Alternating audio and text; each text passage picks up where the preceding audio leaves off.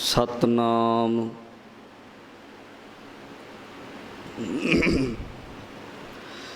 करता पुरख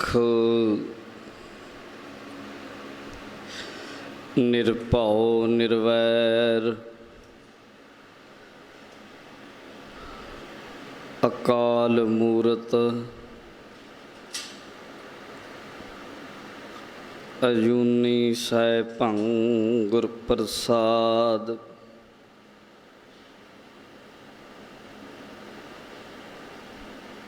गोबिंदे मुकुंदे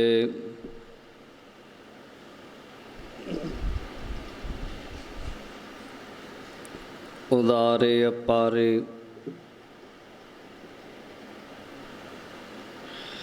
हरियं करियं निर्नामे अकामे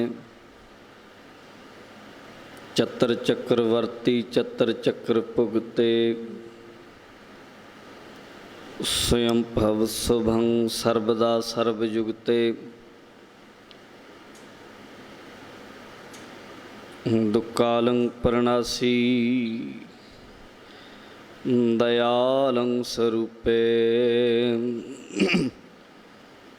सदायंग संगे पंकं विभूते सो कहो टल गुर सेविय।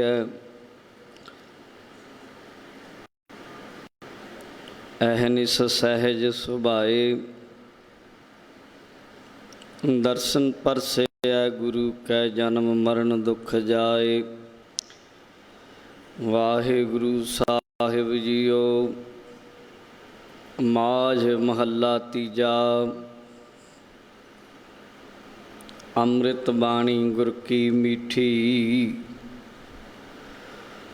गुरमुख विरलै किनै चख डीठी। अमृत बाणी गुर की मीठी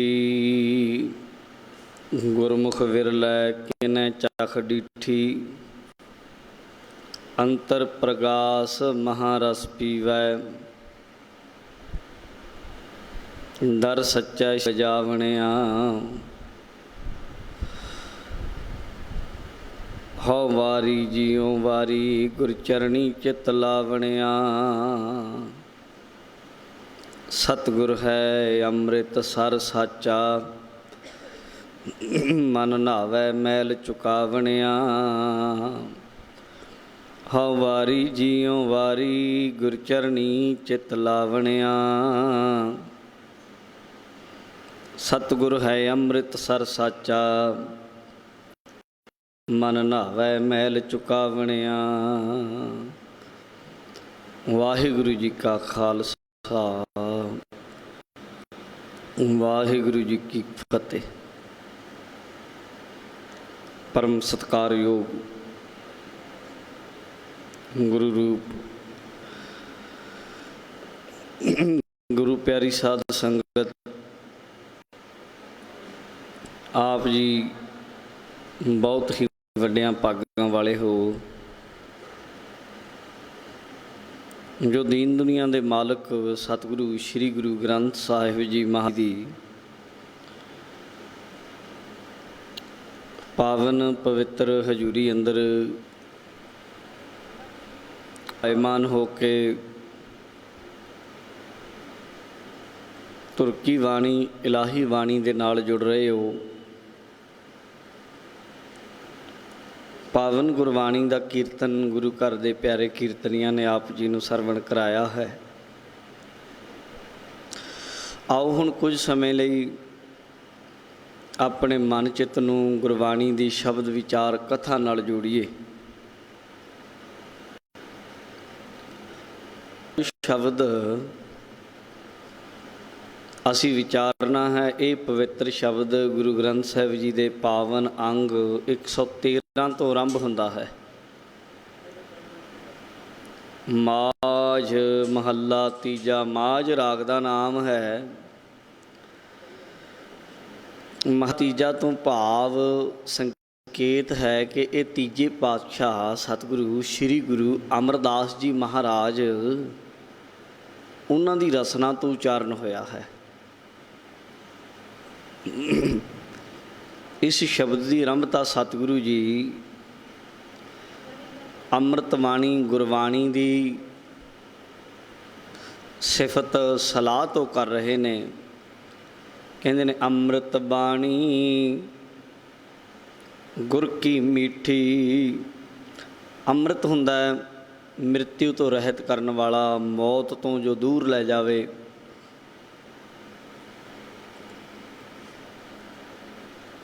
ਜਿਹੜਾ ਜਨਮ ਮਰਨ ਤੋਂ ਪਾਰ ਕਰ ਦੇਵੇ। ਇੱਕ ਮੌਤ ਤੇ ਸਰੀਰ ਦੀ ਮੌਤ ਵੀ ਹੈ। ਸਰੀਰ ਨੇ ਤਾਂ ਜੋ ਉਪਜਿਓ ਸੋ ਬਿਨਸ ਹੈ, ਉਹਨੇ ਮਰਨਾ ਹੀ ਮਰਨਾ।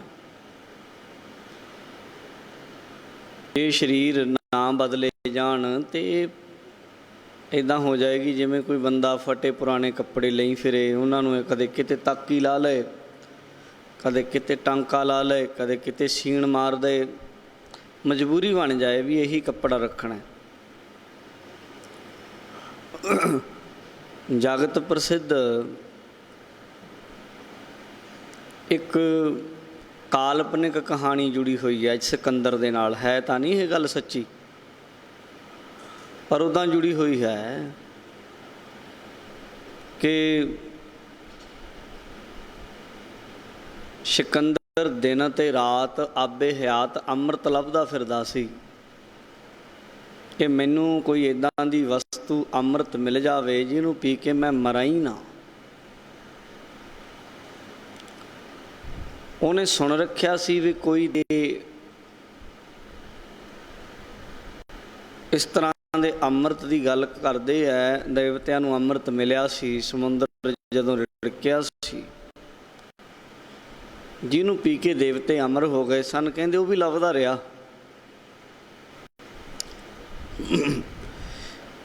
ਔਰ ਇਹ ਵੀ ਉਸ ਕਹਾਣੀ 'ਚ ਲਿਖਿਆ ਕਿ ਇੱਕ ਦਿਨ ਸਿਕੰਦਰ ਨੂੰ ਉਹ ਅੰਬ ਮਿਲ ਵੀ ਗਿਆ। ਲੱਭਦਾ ਲੱਭਦਾ ਕਿਤੇ ਪਹਾੜਾਂ 'ਚ ਚਲਾ ਗਿਆ। ਉੱਤੋਂ ਪਾਣੀ ਦੀ ਝਰਨਾ, ਉਸ ਪਵਿੱਤਰ ਜਲ ਦਾ ਪਾਣੀ ਦਾ ਝਰਨਾ ਵਹਿ ਰਿਹਾ ਸੀ ਤੇ ਸਿਕੰਦਰ ਨੇ ਉਹ ਝਰਨੇ ਦੇ ਵਿੱਚੋਂ ਅੰਮ੍ਰਿਤ ਜਲ ਦੀਆਂ ਘੁੱਟਾਂ ਭਰੀਆਂ। ਇਹ ਚਾਹੁੰਦਾ ਸੀ ਵੀ ਮੈਂ ਭਰ ਲਵਾਂ, ਭਰੀਆਂ ਚਾਹੁੰਦਾ ਸੀ, ਭਰਨਾ ਚਾਹੁੰਦਾ ਸੀ, ਪਰ ਜਦੋਂ ਬੁੱਕ ਵਿੱਚ ਪਾਉਂਦਾ ਪੀਣ ਲੱਗਿਆ ਨਾ, ਪੀਤਾ ਨਹੀਂ ਹਜੇ। ਉਸ ਵੇਲੇ ਕਹਿੰਦੇ ਉਹਨੂੰ ਇੱਕ ਕਾਂ ਬੈਠਾ ਦਿਸ ਪਿਆ। ਉਹ ਕਾਂ ਐਸਾ ਸੀ ਸਾਧ ਸੰਗਤ, ਜਿਹਦੇ ਸਰੀਰ ਦੇ ਵਿੱਚੋਂ ਖੂਨ ਸਿੰਮਦਾ ਪਿਆ ਸੀ, ਵਾਲ ਸਾਰੇ ਝੜ ਗਏ ਸਨ, ਬੁੱਢਾ ਹੋ ਗਿਆ ਸੀ, ਬਿਰਧ ਹੋ ਚੁੱਕਾ ਸੀ। ਉਸ ਕਾਂ ਨੇ ਉਹਨੂੰ ਆਖਿਆ, ਦੇਖੀ ਕਿਤੇ ਗਲਤੀ ਨਾ ਕਰ ਲਈ, ਕਿਤੇ ਇਹਨੂੰ ਪੀ ਲਵੇਂ। ਉਹ ਕਹਿੰਦਾ ਮੈਂ ਤਾਂ ਇਹਨੂੰ ਲੱਭਦਾ ਲੱਭਦਾ ਆਇਆ, ਤੂੰ ਕਹਿਣਾ ਪੀ ਨਾ ਲਈ, ਕਿਉਂ? ਉਹਨੇ ਆਖਿਆ ਮੈਨੂੰ ਵੀ ਚਾਹਨਾ ਸੀ ਵੀ ਮੈਂ ਮਰਾਂ ਹੀ ਨਾ। ਮੈਂ ਇਹਦੀਆਂ ਘੁੱਟਾਂ ਭਰ ਲਈਆਂ, ਸੱਚ ਜਾਣੀ ਮੇਰੀ ਉਮਰ ਤੇ ਲੰਮੀ ਹੋ ਗਈ, ਪਰ ਮੇਰੇ ਸੰਗੀ ਸਾਥੀ ਜਿੰਨੇ ਸਨ ਸਾਰੇ ਚਲੇ ਗਏ, ਸਭ ਚਲ ਗਏ, ਇਕੱਲਾ ਹੀ ਰਹਿ ਗਿਆ। ਜ਼ਮਾਨਾ ਬਦਲ ਗਿਆ, ਸਰੀਰ ਦੇ ਅੰਗ ਪ੍ਰਤੰਗ ਸਾਥ ਛੱਡ ਗਏ, ਜੀਭ 'ਚੋਂ ਸਵਾਦ ਨਹੀਂ ਆਉਂਦਾ, ਕੰਨਾਂ 'ਚ ਉੱਚਾ ਸੁਣਨ ਲੱਗ ਜਾਂਦਾ ਹੈ, ਅੱਖਾਂ 'ਚੋਂ ਦਿਸਣੋਂ ਹਟ ਜਾਂਦਾ, ਚਮੜੀ ਢਿੱਲੀ ਪੈ ਜਾਂਦੀ ਹੈ। ਪਰ ਇੰਨੀ ਹਾਲਤ ਬੁਰੀ ਹੋ ਜਾਏ ਬੰਦਾ ਫਿਰ ਵੀ ਨਾ ਮਰੇ ਤੇ ਬੰਦਾ ਮੌਤ ਲੱਭਦਾ ਫਿਰਦਾ। ਇੱਦਾਂ ਦੀ ਜ਼ਿੰਦਗੀ ਦਾ ਕਰਨਾ ਕੀ ਹੈ ਜਿਹਦੇ ਵਿੱਚ ਕੇਵਲ ਦੁੱਖ ਹੀ ਦੁੱਖ ਹੋਣ? ਫਿਰ ਉਹਨੇ ਆਖਿਆ, ਉਹਨੂੰ ਇਹ ਗੱਲ ਸਮਝ ਆ ਗਈ। ਕਹਿੰਦਾ ਉਹਨੇ ਕਾਂ ਨੇ ਆਖਿਆ, ਜ਼ਿੰਦਗੀ ਜਿੰਨੀ ਹੈ ਇੰਨੀ ਬਥੇਰੀ ਹੈ, ਪਰ ਇਹਦੇ ਵਿੱਚ ਕੁਝ ਐਸੇ ਕੰਮ ਕਰ ਜਾਓ ਚੰਗੇ ਜਿਹਦਾ ਜਾਣ ਤੋਂ ਬਾਅਦ ਪਛਤਾਵਾ ਨਾ ਹੋਵੇ, ਜਾਣ ਲੱਗਿਆਂ ਵੀ ਪਛਤਾਵਾ ਨਾ ਹੋਵੇ। ਜਣੀ ਕਹਿਣ ਦਾ ਇੰਨਾ ਹੀ ਭਾਵ ਹੈ, ਇੱਕ ਅੰਮ੍ਰਿਤ ਉਹਦੀ ਗੱਲ ਦੇਵਤੇ ਕਰਦੇ ਹੈ। ਪੁਰਾਣਕ ਸਾਹਿਤ ਵਿੱਚ ਆਉਂਦੀ ਹੈ ਕਿ ਇੱਕ ਅੰਮ੍ਰਿਤ ਦੇਵਤਿਆਂ ਕੋਲ ਸੀ ਜਿਹਨੂੰ ਪੀ ਕੇ ਉਹ ਮਰਦੇ ਨਹੀਂ ਸਨ। ਗੁਰਬਾਣੀ ਨੇ ਸਰੀਰਕ ਮੌਤ ਨੂੰ ਕਬੂਲਿਆ। ਗੁਰਬਾਣੀ ਨੇ ਜਿਹੜਾ ਵੀ ਬੰਦਾ ਇਸ ਦੁਨੀਆ 'ਚ ਆਇਆ ਹੈ ਆਖਿਆ ਕਿ ਉਹ ਜਾਏਗਾ ਹੀ ਜਾਏਗਾ। ਜੋ ਉਪਜਿਓ ਸੋ ਬਿਨਸ ਹੈ, ਪਰੋ ਆਜ ਕੈ ਕਾਲ, ਨਾਨਕ ਹਰ ਗੁਣ ਗਾਏ ਲੈ ਛਾੜ ਸਗਲ ਜੰਜਾਲ। ਇਹ ਵੀ ਆਖਿਆ ਦਿਨ ਤੇ ਪਹਿਰ, ਪਹਿਰ ਤੇ ਘਰੀਆਂ, ਆਵ ਘਟੈ ਤਨ ਸੀਜੈ। ਕਾਲ ਅਹੇਰੀ ਫਿਰ ਹੈ ਬੱਧਕ ਜਿਉ, ਕਹੋ ਕਾਵਨ ਵਿਧ ਕੀਜੈ। ਸੋ ਦਿਨ ਆਵਨ ਲਾਗਾ। ਉਹ ਤਾਂ ਦਿਨ ਆ ਰਿਹਾ ਹੈ। ਮਾਤ ਪਿਤਾ ਭਾਈ ਸੁਤ ਬਨਤਾ, ਕਹੋ ਕਉ ਹੈ ਕਾਂਕਾ। ਸਭ ਜਾਣਗੇ। ਫਿਰ ਅੰਮ੍ਰਿਤ ਬਾਣੀ। ਫਿਰ ਬਾਣੀ ਕਿਹੜੀ ਅੰਮ੍ਰਿਤ ਦੀ ਗੱਲ ਹੈ? ਕਿਹੜੀ ਐਸਾ ਰਸ ਦਿੰਦੀ ਹੈ ਬਾਣੀ? ਕਿਹੜਾ ਦਿੰਦੀ ਤਾਕਤ, ਅੰਮ੍ਰਿਤ ਦਿੰਦੀ ਜਿਹੜਾ ਮ੍ਰਿਤੂ ਤੋਂ ਰਹਿਤ ਕਰ ਦਿੰਦਾ? ਸਾਧ ਸੰਗਤ, ਬਾਣੀ ਉਹ ਅੰਮ੍ਰਿਤ ਹੈ ਜਿੱਥੇ ਜਨਮ ਮਰਨ ਮੁੜ ਮੁੜ ਨਹੀਂ ਹੁੰਦਾ। ਐਸਾ ਅੰਮ੍ਰਿਤ ਹੈ। ਐਸਾ ਅੰਮ੍ਰਿਤ ਹੈ ਜਿੱਥੇ ਬੰਦਾ ਮੁੜ ਮੁੜ ਨਹੀਂ ਮਰਦਾ। ਬਾਣੀ ਉਹ ਅੰਮ੍ਰਿਤ ਹੈ ਜਿਹਨੂੰ ਪੀਤਿਆਂ, ਜਿਹਨੂੰ ਚਖਿਆਂ, ਜਿਹਦਾ ਸਵਾਦ ਲਿਆ ਬਾਣੀ ਦਾ, ਤੇ ਆਤਮਿਕ ਮੌਤੇ ਜੀਵ ਨਹੀਂ ਮਰਦਾ। ਨਹੀਂ ਤੇ ਤੁਰੇ ਫਿਰਦੇ ਲੋਕੀ, ਪਰ ਤੁਰਦੀਆਂ ਫਿਰਦੀਆਂ ਲਾਸ਼ਾਂ ਨੇ। ਇਹ ਲਾਸ਼ਾਂ ਦਾ ਢੇਰ ਹੈ। ਇਹਨਾਂ 'ਚ ਆਤਮਿਕ ਤੌਰ 'ਤੇ ਕੋਈ ਜੀਵਨ ਨਹੀਂ, ਕੋਈ ਗੁਣ ਨਹੀਂ। ਤੁਰੇ ਜ਼ਰੂਰ ਫਿਰਦੇ ਆ, ਜੀਵਨ ਕੋਈ ਨਹੀਂ। ਦੇਖਣ ਨੂੰ ਬੰਦੇ ਆ, ਉਂਝ ਕੋਈ ਫਿਰਦਾ, ਕੋਈ ਬਲਦ ਤੁਰਿਆ ਫਿਰਦਾ, ਕੋਈ ਕੁੱਤਾ ਤੁਰਿਆ ਫਿਰਦਾ, ਕੋਈ ਕਾਂ ਤੁਰਿਆ ਫਿਰਦਾ। ਕਰਤੂਤ ਪਸ਼ੂ ਕੀ, ਮਾਨਸ ਜਾਤ ਲੋਕ ਪਚਾਰਾ ਕਰੈ ਦਿਨ ਰਾਤ। ਗੁਰਬਾਣੀ ਉਹ ਪਸ਼ੂਪਣੇ ਵਾਲੇ ਜੀਵਨ 'ਚੋਂ ਕੱਢ ਕੇ ਇੱਕ ਦੈਵੀ ਜੀਵਨ ਦੇ ਦਿੰਦੀ ਹੈ, ਦੈਵੀ ਗੁਣਾਂ ਦਾ ਭਰਪੂਰ। ਅਤੇ ਉਹ ਫਿਰ ਜਿਹੜਾ ਜੀਵਨ ਮਿਲਦਾ, ਫਿਰ ਉਹ ਤੋਂ ਜੀਵ ਮਰਦਾ ਨਹੀਂ ਵਾਰ-ਵਾਰ। ਜਦ ਦੇਵਤਾ ਬਣ ਗਿਆ ਨਾ, ਗੁਰਮੁਖ ਬਣ ਗਿਆ, ਫਿਰ ਸਾਧ ਸੰਗਤ ਮੁੜ ਮਨਮੁਖ ਨਹੀਂ ਬਣਦਾ। ਇਉਂ ਮਹਾਰਾਜ ਕਹਿੰਦੇ ਬਾਣੀ ਦੀ ਬਹੁਤ ਵੱਡੀ ਤਾਕਤ ਹੈ। ਅੰਮ੍ਰਿਤ ਬਾਣੀ ਗੁਰ ਕੀ ਮਿੱਠੀ। ਸ਼੍ਰੀ ਗੁਰੂ ਅਮਰਦਾਸ ਜੀ ਕਹਿੰਦੇ ਗੁਰੂ ਦੀ ਜਿਹੜੀ ਬਾਣੀ ਹੈ ਨਾ, ਇਹ ਅੰਮ੍ਰਿਤ ਦੀ ਤਰ੍ਹਾਂ, ਅਤੇ ਕਹਿੰਦੇ ਮਿੱਠੀ, ਦੁਨੀਆ ਦੇ ਦੂਜੇ ਪਦਾਰਥਾਂ ਨਾਲੋਂ ਸਭ ਨਾਲੋਂ ਮਿੱਠੀ ਹੈ। ਹੋਰ ਬਥੇਰੇ ਰਸ ਪਦਾਰਥ ਖਾਧੇ ਚਖੇ ਵੇਖੇ, ਪਰ ਗੁਰੂ ਪਾਤਸ਼ਾਹ ਜੀ ਕਹਿੰਦੇ ਇਹ ਜਿਹੜੀ ਤੁਰਕੀ ਬਾਣੀ ਹੈ, ਇਹ ਬਾਕੀ ਦੇ ਸਾਰੇ ਪਦਾਰਥਾਂ ਤੋਂ ਸੁਆਦੀ ਹੈ, ਮਿੱਠੀ ਹੈ। ਜਿਹਨੂੰ ਬਾਣੀ ਦਾ ਰਸ ਆਉਣ ਲੱਗ ਜਾਂਦਾ ਹੈ, ਫਿਰ ਉਹ ਗੁਰਬਾਣੀ ਨੂੰ ਛੱਡ ਨਹੀਂ ਸਕਦਾ। ਔਰ ਮਨ ਜਾਗਣ ਦੀ ਨਿਸ਼ਾਨੀ ਇਤਿਹਾਸ 'ਚ ਲਿਖੀ ਵੀ ਹੈ। ਇਹ ਕਹਿੰਦੇ ਜੀ ਮਨ ਜਾਗਣ ਦੀ ਨਿਸ਼ਾਨੀ ਕੀ ਹੈ? ਕਹਿੰਦੇ ਮਨ ਜਾਗਿਆ ਕਿ ਇਹ ਨਿਸ਼ਾਨੀ ਮਿੱਠੀ ਲਾਗੀ ਸ਼੍ਰੀ ਗੁਰਬਾਣੀ। ਸ਼੍ਰੀ ਗੁਰਬਾਣੀ ਹੈ ਜਿਹੜੀ ਮਹਾਰਾਜ ਜੀ ਦੀ, ਜਦੋਂ ਮਿੱਠੀ ਲੱਗਣ ਲੱਗ ਜਾਏ ਸਮਝੋ ਮਨ ਜਾਗਣ ਲੱਗ ਗਿਆ। ਔਰ ਮਹਾਰਾਜ ਕਹਿੰਦੇ ਗੁਰ ਕੀ ਅੰਮ੍ਰਿਤ ਬਾਣੀ ਗੁਰ ਕੀ ਮਿੱਠੀ। ਜਿਹੜੀ ਗੁਰਬਾਣੀ ਹੈ ਮੈਨੂੰ ਤਾਂ ਕਹਿੰਦੇ ਬੜੀ ਮਿੱਠੀ ਲੱਗਦੀ ਹੈ। ਦੁਨੀਆ ਦਾ ਕੋਈ ਪਦਾਰਥ ਇਹਦੇ ਵਰਗਾ ਨਹੀਂ। ਗੁਰੂ ਨੂੰ ਬਾਣੀ ਇੰਨੀ ਮਿੱਠੀ ਲੱਗਦੀ ਹੈ, ਇਤਿਹਾਸ ਵਿੱਚ ਆਉਂਦਾ ਹੈ ਜਦੋਂ ਸੰਪਰਦਾਇ ਸਟੀਕ ਪੜ੍ਹਦੇ ਹਾਂ, ਭਾਵੇਂ ਸੱਤੋ ਕੀ ਗਲੀ ਵਾਲਾ ਸਟੀਕ ਪੜ੍ਹ ਲਈਏ, 3 ਸਟੀਕਾਂ ਦੀਆਂ ਮੈਂ ਤੁਹਾਨੂੰ ਪ੍ਰਮਾਣ ਦੇਵਾਂਗਾ, ਤਿੰਨਾਂ 'ਚੋਂ ਮਿਲੀ ਹੈ ਗੱਲ। ਸੱਤੋ ਕੀ ਗਲੀ ਵਾਲਾ ਸਟੀਕ ਪੜ੍ਹ ਲਓ, ਜਾਂ ਜੋ ਦਮਦਮੀ ਟਕਸਾਲ ਮਹਿਤੇ ਚੌਂਕ ਵੱਲੋਂ ਸੰਤ ਬਾਬਾ ਕਰਤਾਰ ਸਿੰਘ ਜੀ ਖਾਲਸਾ ਭਿੰਡਰਾਂ ਵਾਲਿਆਂ ਨੇ ਇੱਕ ਸਟੀਕ ਛਾਪਿਆ ਸੀ। ਉਹਦੇ ਪਹਿਲੀ ਪੋਥੀ ਆ ਉਹ ਸਟੀਕ ਜਪਜੀ ਸਾਹਿਬ ਦੀ ਅਤੇ ਨਿਤਨੇਮ ਅੰਗਾਂ ਤੱਕ। ਉਹਦੇ 'ਚ ਵੀ ਇਹ ਪ੍ਰਮਾਣ ਮਿਲ ਜਾਏਗਾ। ਤੀਜਾ ਸਟੀਕ ਗੁਰਬਾਣੀ ਅਰਥ ਭੰਡਾਰ ਜੋ ਮਹਾਂਪੁਰਸ਼ ਬਾਬਾ ਹਰੀ ਸਿੰਘ ਰੰਧਾਵੇ ਵਾਲੇ, ਉਹਨਾਂ ਨੇ ਗੁਰੂ ਗ੍ਰੰਥ ਸਾਹਿਬ ਜੀ ਦਾ ਜੋ ਸਭ ਤੋਂ ਆਧੁਨਿਕ ਅੱਜ ਦੇ ਸਮੇਂ ਦਾ ਸਭ ਤੋਂ ਨਵਾਂ ਸਟੀਕ ਆ, ਹੁਣੇ ਆਇਆ ਤਾਜ਼ਾ ਹੀ, ਹਜੇ ਉਸ ਤੋਂ ਬਾਅਦ ਕੋਈ ਸਟੀਕ ਆਇਆ ਨਹੀਂ। ਟੀਕਾ ਬਹੁਤ ਸੋਹਣਾ ਸਟੀਕ ਹੈ, ਤਿੰਨੇ ਹੀ ਆਪਣੇ ਆਪ ਵਿੱਚ ਕਮਾਲ ਦੇ ਟੀਕੇ ਆ। ਇਹ ਤਿੰਨਾਂ 'ਚ ਇਹ ਇੱਕ ਸਾਖੀ ਮਿਲਦੀ ਕਿ ਗੁਰੂ ਨਾਨਕ ਦੇਵ ਮਹਾਰਾਜ ਜੀ ਦੇ ਸਮੇਂ ਦੀ ਗੱਲ ਹੈ ਕਿ ਇੱਕ ਦਿਨ ਗੁਰੂ ਜੀ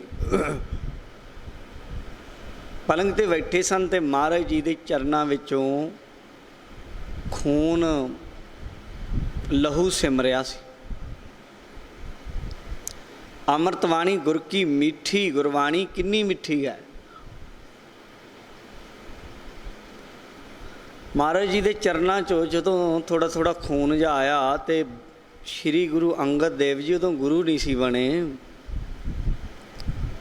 ਭਾਈ ਲਹਿਣੇ ਦੇ ਰੂਪ ਵਿੱਚ ਸਨ ਅਤੇ ਹੋਰ ਵੀ ਸੰਗਤ ਸੀ ਕੋਲ, ਗੁਰਸਿੱਖ ਸਨ। ਉਹਨਾਂ ਚਰਨ ਮਹਾਰਾਜ ਦੇ ਝੱਸਣ ਦੀ ਜਿਹੜੇ ਸੇਵਾ ਕਰਦੇ ਸਨ, ਮਹਾਰਾਜ ਜੀ ਦੇ ਚਰਨਾਂ ਨੂੰ ਜਦੋਂ ਹੱਥ ਲਾਏ, ਉਹਨਾਂ ਆਖਿਆ ਮਹਾਰਾਜ ਸੱਚੇ ਪਾਤਸ਼ਾਹ, ਤੁਹਾਡੇ ਚਰਨਾਂ ਦੇ ਵਿੱਚੋਂ ਥੋੜ੍ਹਾ ਥੋੜ੍ਹਾ ਖੂਨ ਜਿਹਾ ਕਿਵੇਂ ਸਿਮ ਰਿਹਾ ਹੈ। ਆਪ ਜੀ ਤਾਂ ਕਿਤੇ ਗਏ ਵੀ ਨਹੀਂ, ਬਾਹਰ ਵੀ ਨਹੀਂ ਗਏ, ਇੱਥੇ ਹੀ ਬੈਠੇ ਸੀ। ਮਹਾਰਾਜ ਕਹਿੰਦੇ ਭਾਈ ਗੁਰਮੁਖੋ, ਅਸੀਂ ਨਾ ਬਾਣੀ ਸੁਣਦੇ ਫਿਰ ਰਹੇ ਸਾਂ। ਮਹਾਰਾਜ ਕਿੱਥੇ ਸੁਣਦੇ ਸੀ ਬਾਣੀ? ਕਹਿੰਦੇ ਇੱਕ ਕੋਈ ਆ ਜਿਹੜੀ ਸ਼ਰਧਾਲੂ ਪ੍ਰੇਮੀ ਸਿੱਖ ਸੀ, ਉਹ ਨਾ ਬੱਕਰੀਆਂ ਚਾਰਦਾ ਫਿਰਦਾ ਸੀ ਅਤੇ ਬੱਕਰੀਆਂ ਚਾਰਦਾ ਜੰਗਲ ਵਿੱਚ ਬਿਆਬਾਨ ਵਿੱਚ ਘੁੰਮਦਾ ਫਿਰਦਾ ਸੀ ਅਤੇ ਉੱਥੇ ਕੰਡੇ ਬੜੇ ਸਨ ਅਤੇ ਉਹ ਨਾਲੋਂ ਨਾਲ ਸੋਹਿਲਾ ਸਾਹਿਬ ਦੀ ਬਾਣੀ ਪੜ੍ਹ ਰਿਹਾ ਸੀ। ਜੈ ਕਰ ਕੀਰਤੇ ਆਖੀਐ ਕਰਤੇ ਕਉ ਹੋਏ ਵਿਚਾਰੋ, ਤਿਤ ਕਰ ਗਾਵੋ ਸੋਹਿਲਾ ਸਿਵਰਿਓ ਸਿਰਜਣਹਾਰੋ। ਤੁਮ ਗਾਵੋ ਮੇਰੇ ਨਿਰਭਉ ਕਾ ਸੋਹਿਲਾ, ਹਉ ਵਾਰੀ ਜਿਤ ਸੋਹਿਲਾ ਸਦਾ ਸੁਖ ਹੋਏ ਰਹਾਓ। ਨਿਤ ਨਿਤ ਜੀੜੇ ਸਮਾਲੀਅਨ ਦੇਖੇਗਾ ਦੇਵਨਹਾਰ, ਤੇਰਾ ਦਾਨੈ ਕੀਮਤ ਨਾ ਪਵੈ ਤਿਸ ਦਾਤੇ ਕਬਨ ਸੁਮਾਰ। ਸੰਬਤ ਸਾਹਾ ਲਿਖਿਆ ਮਿਲ ਕਰ ਪਾਵੋ ਤੇਲ, ਦੇਹੋ ਸੱਜਣ ਅਸੀਸੜੀਆਂ ਜਹੋ ਵੈਸਾ ਸਿਉ ਮੇਲ। ਘਰ ਘਰ ਇਹੋ ਪਹੁੰਚਾ ਸੱਦੜੇ ਨਿਤ ਪਵਨ, ਸੱਦਣ ਹਾਰਾ ਸਿਮਰੀਆ ਨਾਨਕ ਸੇ ਦੇਹ ਆਵਨ। ਇਹ ਪਹਿਲਾ ਸ਼ਬਦ ਹੈ। ਕਹਿੰਦਾ ਜੀ, ਮਹਾਰਾਜ ਕਹਿਣ ਲੱਗੇ, ਕਹਿੰਦੇ ਉਹ ਬਾਣੀ ਪੜ੍ਹ ਰਿਹਾ ਸੀ ਸੋਹਲੇ ਦੀ, ਅਤੇ ਨਾਲ ਆਪਣੇ ਪਸ਼ੂ ਚਾਰਦਾ ਫਿਰ ਰਿਹਾ ਸੀ, ਜੰਗਲ ਵਿੱਚ ਘੁੰਮ ਰਿਹਾ ਸੀ ਅਤੇ ਜੰਗਲ ਵਿੱਚ ਕੰਡੇ ਸੀ ਅਤੇ ਉਹ ਪਸ਼ੂ ਚਾਰਦਾ ਫਿਰ ਰਿਹਾ ਸੀ। ਅਸੀਂ ਉਹਦੇ ਪਿੱਛੇ ਪਿੱਛੇ ਘੁੰਮ ਰਹੇ ਸੀ ਨੰਗੇ ਪੈਰੀ, ਅਤੇ ਜਦੋਂ ਨੰਗੇ ਪੈਰੀ ਘੁੰਮ ਰਹੇ ਸੀ, ਉਹ ਜੰਗਲ ਵਿੱਚ ਉਹਨੇ ਜੋੜਾ ਪਾਇਆ ਸੀ। ਪਰ ਜਦੋਂ ਅਸੀਂ ਬਾਣੀ ਸੁਣ ਰਹੇ ਸਾਂ ਨਾ, ਪਿੱਛੇ ਪਿੱਛੇ ਇੰਨੀ ਮਿੱਠੀ ਸੁਰ 'ਚੋਂ ਬਾਣੀ ਗਾਉਂਦਾ ਸੀ, ਇੱਕ ਇੱਕ ਅੱਖਰ ਨੂੰ ਇੰਨੀ ਸੁਰਤ ਨਾਲ ਪੜ੍ਹਦਾ ਸੀ ਕਿ ਸਾਨੂੰ ਪ੍ਰਗਟ ਹੋਣਾ ਪਿਆ ਉੱਥੇ, ਸਾਖਸ਼ਾਤ ਉਹਦੀ ਬਾਣੀ ਸੁਣਨੀ ਪਈ ਅਤੇ ਸਾਡੇ ਪੈਰਾਂ 'ਚ ਉੱਥੇ ਕੰਡੇ ਚੁਭ ਗਏ। ਹੁਣ ਇਹ ਕਿੰਨੀ ਪਿਆਰੀ ਸਾਖੀ ਹੈ ਇਹ ਇਤਿਹਾਸ ਦੀ। ਭਾਵੇਂ ਇਹਦਾ ਜਿਹੜਾ ਬਾਹਰੀ ਰੂਪਕ ਜਿਹੜਾ ਰੂਪ ਆਖੀਏ, ਜਿਹੜਾ ਕਵੀ ਜੀ ਨੇ ਸੰਤੋਖ ਸਿੰਘ ਹੋਣਾ ਰੂਪਕ ਬੰਨਿਆ, ਉਹ ਤਾਂ ਕਈ ਬੰਦੇ ਕਿੰਤੂ ਪਰੰਤੂ ਵੀ ਕਰਦੇ, ਪਰ ਇਹਦੇ ਵਿੱਚ ਜੋ ਤੱਤ ਹੈ ਉਹ ਤਾਂ ਕਿੰਤੂ ਨਹੀਂ ਕੀਤਾ ਜਾ ਸਕਦਾ।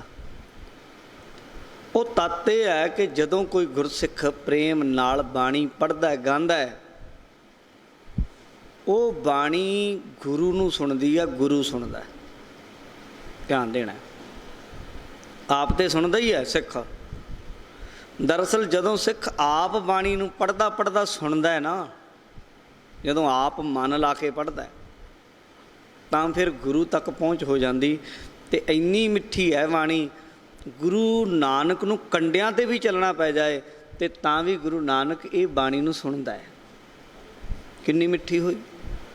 ਤਦੇ ਗੁਰੂ ਅਮਰਦਾਸ ਜੀ ਇੱਥੇ ਕਹਿੰਦੇ ਅੰਮ੍ਰਿਤ ਬਾਣੀ ਗੁਰ ਕੀ ਮਿੱਠੀ।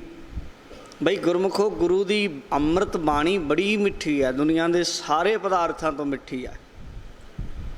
ਪਰ ਨਾਲ ਕਹਿ ਦਿੱਤਾ, ਗੁਰਮੁਖ ਵਿਰਲੈ ਕਿਨੈ ਚਖ ਡੀਠੀ, पर कहते ये किसी विरले ही गुरमुख ने ਇਹਦਾ स्वाद जानिया, हरेक तो जानता नहीं।